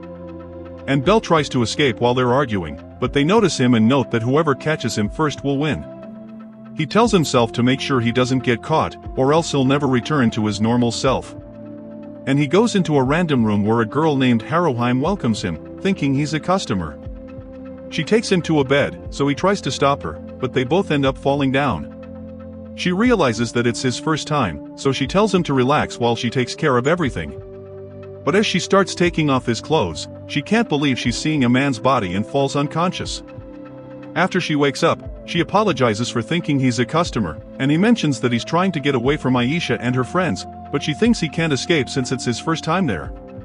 She offers to show him a shortcut at dawn, but in exchange, she tells him to talk with her until it's time for him to go. She reveals that she's from the Far East, and after her family disowned her, she was bought by the Ishtar Familia, but she always wanted to come to Orario since she's heard stories about it. We see Hermes delivering a box to Ishtar, who tells him to make sure no one knows about it, and he asks her what she plans on doing with it. So, she notes that she'll just show him something interesting. She asks him if he has any more useful information, but he has nothing to tell her. So, she takes off her clothes and turns off the lights. Meanwhile, Bell and Harrowheim keep talking about the hero stories, and she wishes that a hero would come and take her away, but she knows that she doesn't deserve it. He tells her a hero will never ignore her, but she notes that she's someone who has sold her body for money, and she believes that a hero won't save a filthy girl like her. She thinks she lost the right to read the beautiful stories since she's no longer pure, and she notes that it's time for him to go. So, she thanks him for spending time with her. She shows him the road that will let him get out, and he starts running away. But Aisha notices her and tells her to go back inside. As everyone returns home, Hestia can't believe Bell spent a whole night in the pleasure quarter, and she thinks he must have done something wrong since she found the potion that Hermes gave him. But since he promised Hermes he wouldn't tell anyone about him, he just assures her that he didn't do anything. She believes him since she knows that he can't lie to her. But she's still angry at him. So she tells him to help the neighbors as a punishment. As Bell starts cleaning, he notices a few kids pretending to be heroes, which makes him remember Harrowheim. Layli and the others come to help him since they feel responsible for taking him to the pleasure quarter, and Makoto apologizes since it's all her fault. Bell asks her what she was doing there, so she explains that she was trying to find her friend, and he asks her if she's referring to Harrowheim. She's sad to learn that Harrowheim is really working in such a place, but Lily tells Bell that he shouldn't get any ideas about saving her since it would put a burden on Hestia. Wolf tells her she doesn't need to act like a villain, which makes her embarrassed, but he and Makoto also agree with her. We see Hermes begging Mia to deliver a message to Freya since it's a life-and-death situation for Bell, and he tells her that Bell has caught Ishtar's eye. Sir overhears their conversation and asks him if he was the one who sent Bell to the pleasure quarter. So he assures her that he did no such thing. Meanwhile, Bell goes to meet Anna, who notices that something's wrong with him. So he tells her everything that happened. She's shocked to learn about it and yells at him to never go to such a place, but he asks her about the Ishtar Familia. So she reveals that they're high-ranked in both financial status and dungeon accomplishments since most of the Amazon that fight are at least at level 3. Their captain Fern is a level 5 rank 1 adventurer, and AA reveals that she almost beat Ais, which shocks him, but she notes that it was a long time ago when Fern was much stronger. He asks her if she knows Aisha and Harrowheim, and she reveals that she has heard about Aisha but she has no idea who Harrowheim is. AA tells Bell that 5 years ago the Ishtar Familia was accused of hiding the strength of their members. So the guild looked into it but they didn't find anything. So Ishtar made sure her accusers were penalized, which led to a lot of familias being destroyed. She also made the guild pay a fine, and after that the guild was put in a bad position so they no longer had control over what happened in the pleasure quarter. He realizes that the Ishtar Familia is dangerous and she tells him to stay away from them since they're a lot scarier than they look. After Bell leaves, he goes to a library where he reads a book about a hero who lost his dignity because of a woman of the night. But he regained his honor by eliminating her, which makes him remember what Haroheim said to him. In the pleasure quarter, Aisha notices that something's wrong with Haroheim. But she notes that she was just having a dream that will never come true. Aisha gives her candy from the Far East. So, she thanks Aisha for always being kind to her, but she tells Haroheim she doesn't need to thank her for every small thing. Makoto suddenly appears in front of her and tries to talk to her, but Haroheim acts like she doesn't know Makoto. The next day, Makoto tells Bell what happened and he asks her what Haroheim was like when they lived in the Far East. So, she mentions that Haroheim is the reason she received Takazuki's divine blessing. She notes that she used to live with Chigusa and Noah in a shrine while Haroheim lived in a mansion since she was a noble, and the first thing she ever asked her father was to give food to the shrine. It led to their first meeting, but she always looked lonely, so Takazuki decided to help her. Makoto also wished to remove her loneliness, so they started sneaking into her mansion to break her out every night. And she was happy to see that Haroheim was finally smiling. After that, they came to Orario to make money so they could send it back to the shrine. But Makoto heard a rumor that Haroheim was deceived by someone and sold to a slave trader. She starts to cry since she wants to save Haroheim. So Bell decides to help her. They see Hermes listening to their conversation. So they tell him about Haroheim and he advises them against breaking her out because it will lead to a war. He explains that since she's a night worker, they can just buy her. But he mentions that it might be difficult if she's a fighter since the Ishtar Familia won't let her go so easily. But Bell notes that she's a non-combatant. So Hermes tells them they can buy her for 2 to 3 million val. He asks them to tell them more about her so that he can ask Ishtar about it. But he's surprised when they mention that she's a Renard. He reveals that when he ran into Bell, he was delivering an item called the Killing Stone to Ishtar, but he refuses to tell them anything else.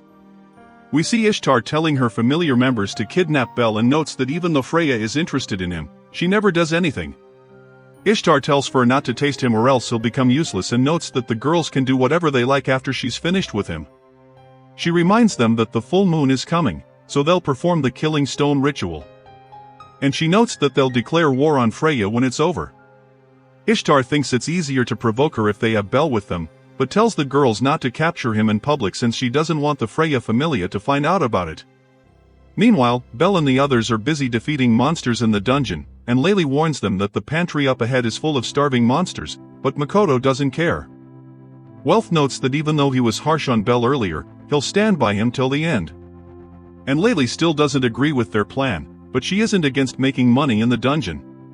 Wealth asks Bell if he found out anything about the Killing Stone, but he notes that even Hestia didn't have any information on it, and he wonders if it has something to do with Haroheim.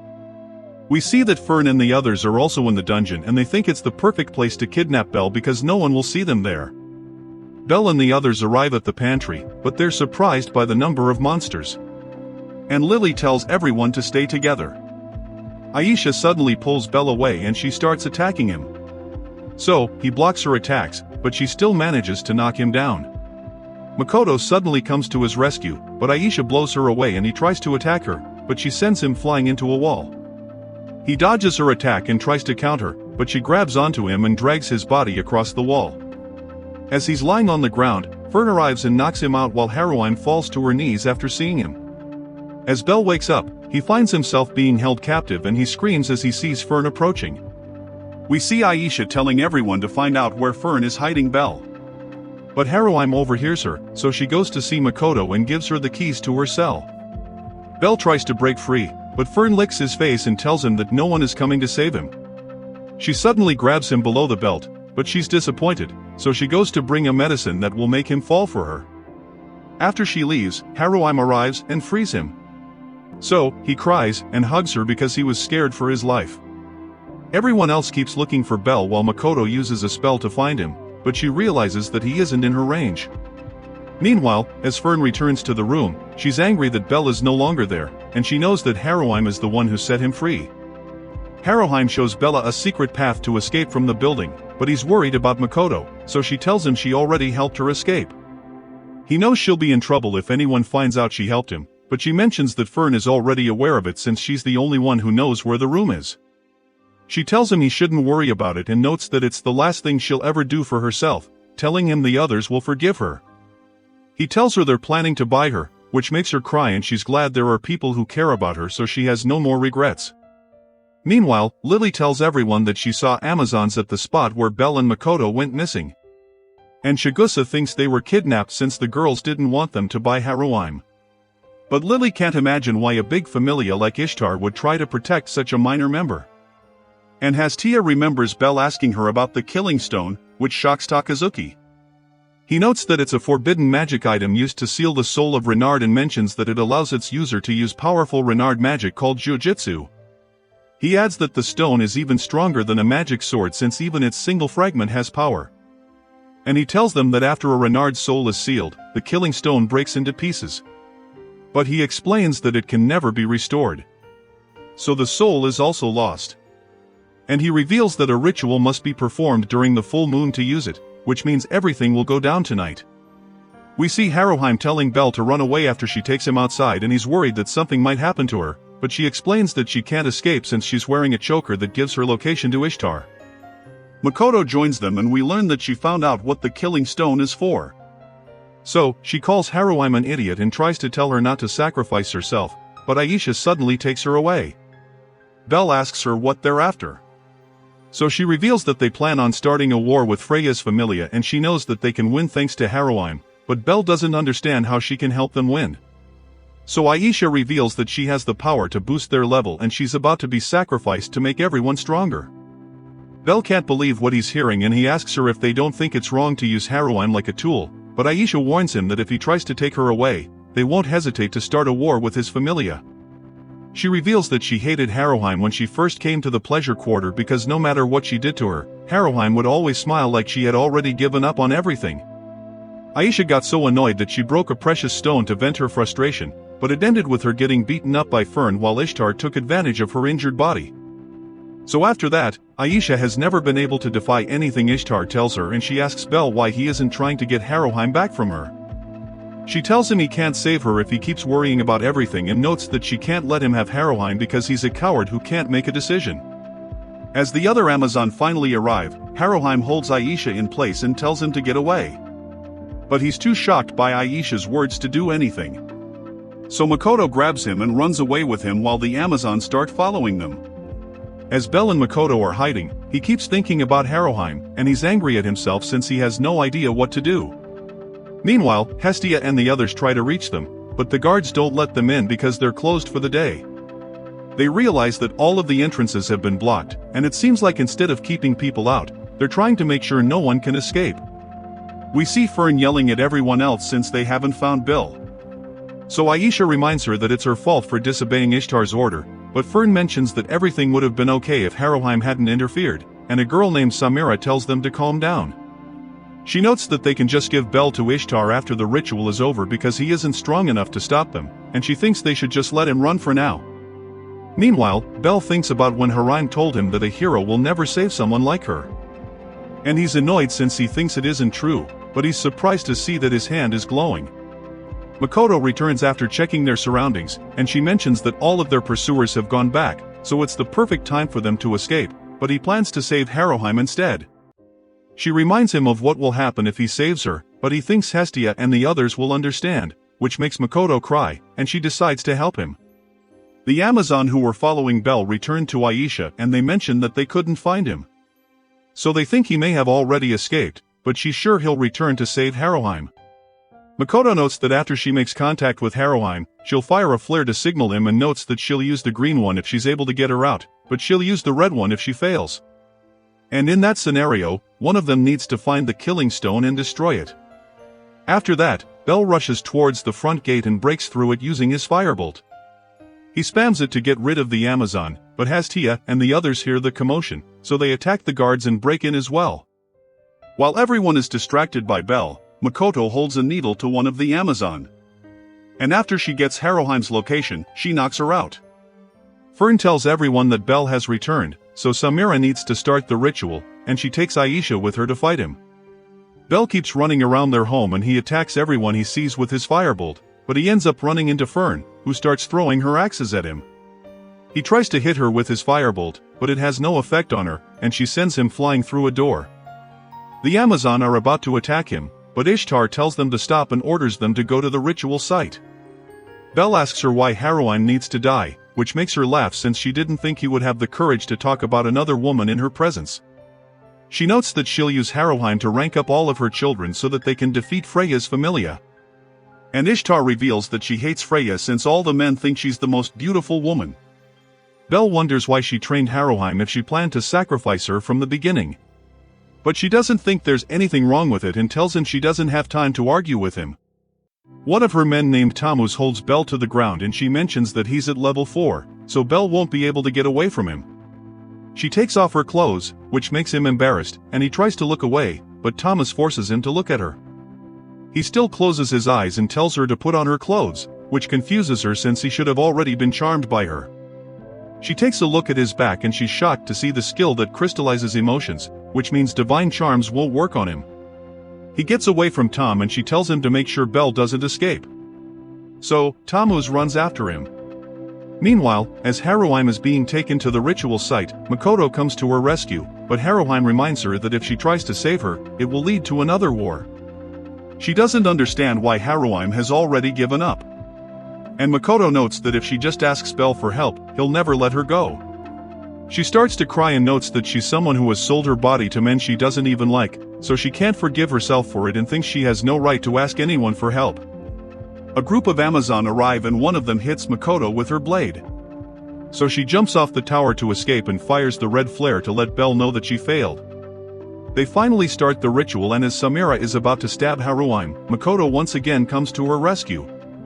She tells Makoto to leave, but she refuses to go back without Haruheim. So Samira decides to take care of her. She rushes towards Makoto and starts beating her up. And she's surprised by how strong Samira is since she wasn't expecting a level 3 to be so powerful. A girl reports to Fern that Bell has escaped, so she yells at him to come out or else his friend will be killed, but Makoto tells him to stay hidden. Samira shows Makoto that the ritual has already started, which makes her remember the time Takazuki told her that ninjas don't play fair, but they're always loyal. He knows that it isn't her style, but thinks she can still become the greatest ninja if she has something to protect. She grabs onto Samira who starts beating her up, but Makoto refuses to let go and Samira is shocked as Makoto's body starts glowing. She discharges her magic which blows everyone away and as she falls down the tower, she yells at Bell to save Haruheim. He finally shows himself. So Fern orders one of the girls to eliminate Haruheim, but he manages to disarm her and shatters the killing stone into pieces. Meanwhile, Ishtar is shocked to see that the pleasure quarter is on fire because Freya's familia has launched an attack and Freya tells everyone to do their jobs while she leaves to talk with Ishtar. At the ritual site, Bell tells the Amazon to let Haruheim go since the killing stone has been destroyed, but Fern notes that they'll just find another stone. Haruheim tells him to leave since she doesn't want to be a burden on anyone, but he thinks the heroes they believe in would never abandon her. She starts to cry and notes that she's a filthy person who doesn't deserve to be saved. But he tells her she has done nothing she should be embarrassed about. He explains that a person should only feel ashamed when they don't have the will to take action and notes that she never tells him what she truly wants. But Fern hits the ground to blow him away and tells Haruheim to boost her level. She starts using her spell, but instead of applying it to Fern, she uses it on Bell and tells him to save her since she doesn't want to die. Fern hits her in anger, so Bell starts attacking her, but she notes that increasing his level won't help him, and they appear to be evenly matched. The other girls are distracted by what's going on in the city, so Aisha tells them to run away since they've been attacked by Freya, and she knows that they can't win without the killing stone. We see Freya's familia members telling Ada they won't help Bell, but he doesn't care as long as they cut off Ishtar's escape route. As they keep moving forward, he sees Makoto lying on the ground, so he uses a healing potion on her. Meanwhile, Hestia and the others are surprised since they haven't run into anyone, but a girl suddenly attacks them. She knocks Wel down, but before she can finish him off, a man named Alan, who belongs to the Freya familia, stabs her with his spear and tells Wealth to get lost.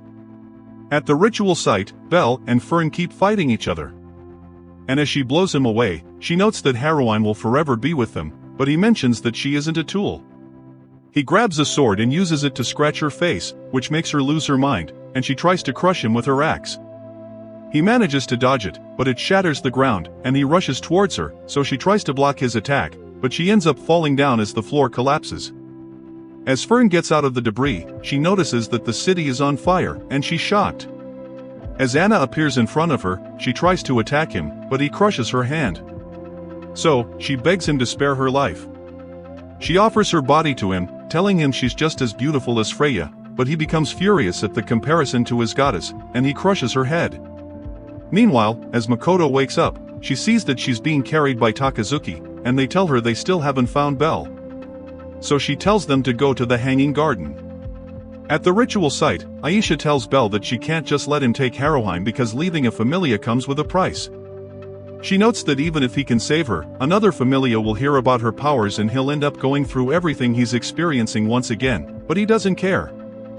As they prepare to fight, Bell waits until the level boost spell runs out to attack her. And she thinks he's stupid, but she still likes his character. We see Ishtar trying to escape, but she runs into Freya, so she tells the Amazon to attack her, but Freya instantly charms them. Ishtar is shocked seeing this and she apologizes for kidnapping Bell, but Freya notes that she can't forgive her for her actions since she won't let anyone have him. Hermes looks at the burning city with Ace and he thinks it's all his fault since he was the one who told Ishtar about Bell, but he never thought it would lead to such a conclusion. As he asks him what his goal is, so he notes that he'll accomplish what even Zeus failed to do by making Bell the last hero.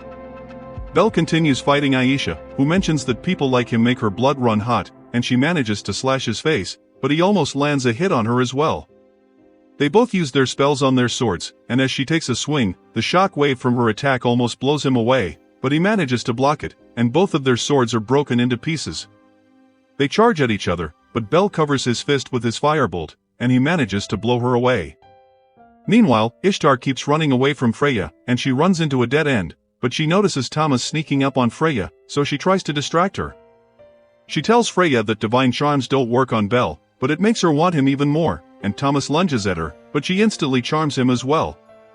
Ishtar can't believe she charmed her man. And she wonders if Freya is really more beautiful than her, but she notes the difference between the two of them is elegance. Ishtar starts to lose it and tries to attack Freya, but she slaps her and pushes her off the building. A pillar of light appears and Hestia tells everyone that Ishtar is being summoned back to heaven, so she'll never be able to return to Earth. Bell is surprised to see the light and he notices that Freya is watching him, but she just tells him something and leaves. As Haruheim wakes up, Bell notes that he came to save her and breaks the choker on her neck. She calls him her hero and Hestia arrives with the others while Makoto mentions that she's glad Haruheim is okay. We see the god Ares who leads an army from the kingdom of Rykia to attack Orario. But Gareth from the Loki Familia smashes the ground which creates a shock wave that blasts them away. Meanwhile, Aisha says goodbye to Haruheim, who thanks her for everything she's done. But she tells Haruheim to stop saying such things because it's making her feel sad. She plans to head to Ryki's army and Welf mentions that even though their army is huge in number, they all consist of normal soldiers. So they're no match for high-level adventurers.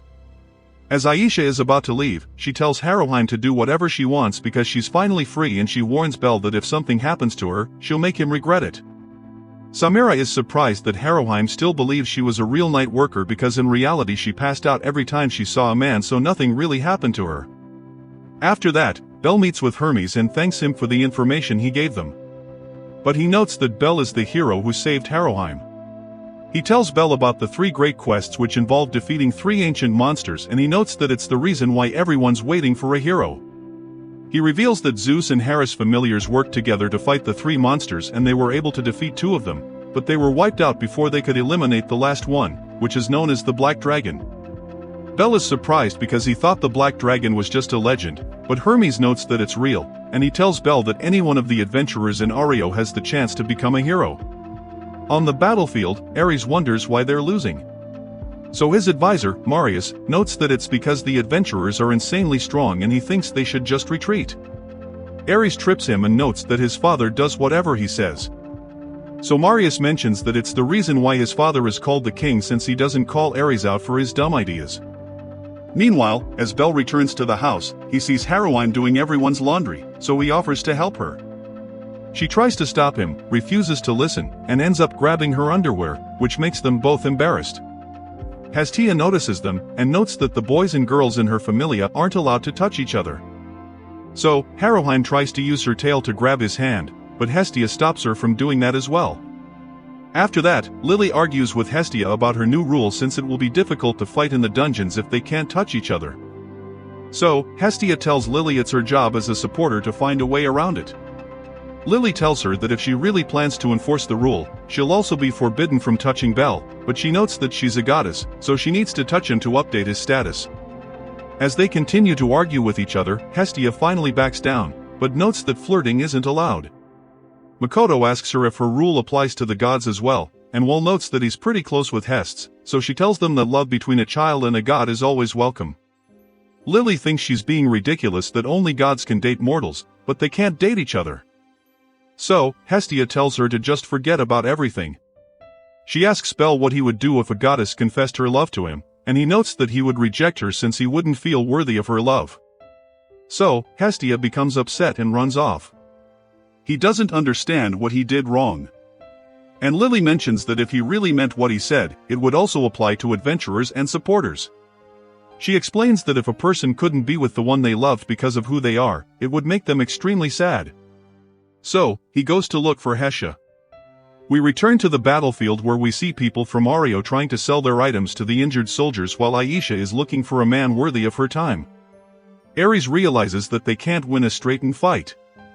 So, he decides to kidnap a god from Orario and make them surrender, which shocks Marius.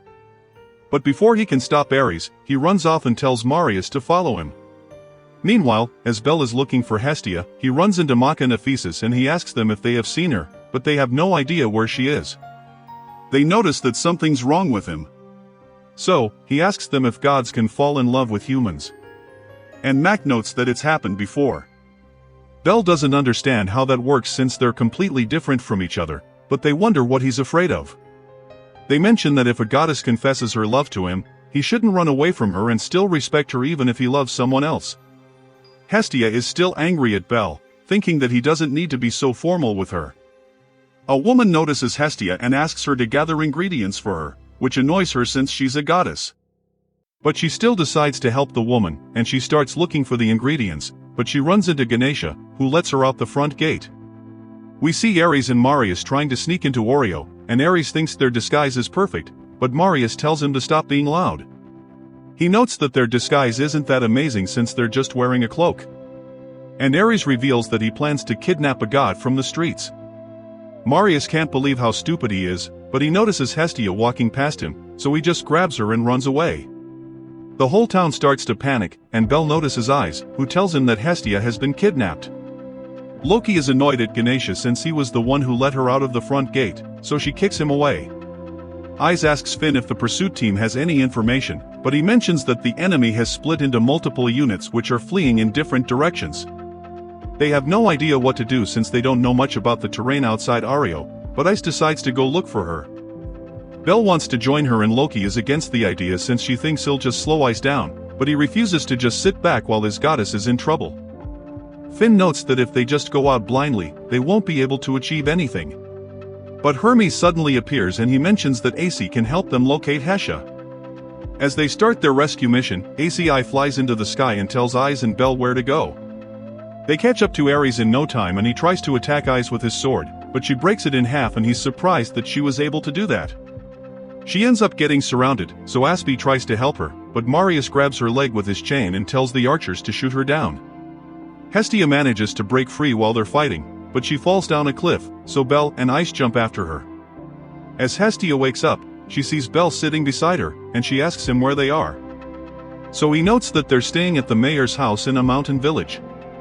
He tells her that Ais saved both of them from the water and Hia asks him about Ais. So he mentions that she went to see whether the Raikia army is still coming after them. The mayor Karm appears with his daughter Rina. So Hestia thanks them for their help and she asks for his permission to stay there for a while longer. So he tells her he has no problem with this. Ais returns and notes that even though she didn't find Asia or the Reiki army, she still thinks they should stay there for a while. And Bell agrees with her, but he blushes as he sees her dry off her hair. Meanwhile, we see that Karma is in bad health. So, Rina takes care of him, and he's happy that he has a kind daughter, but he tells her to rest since she needs to take care of Hestia.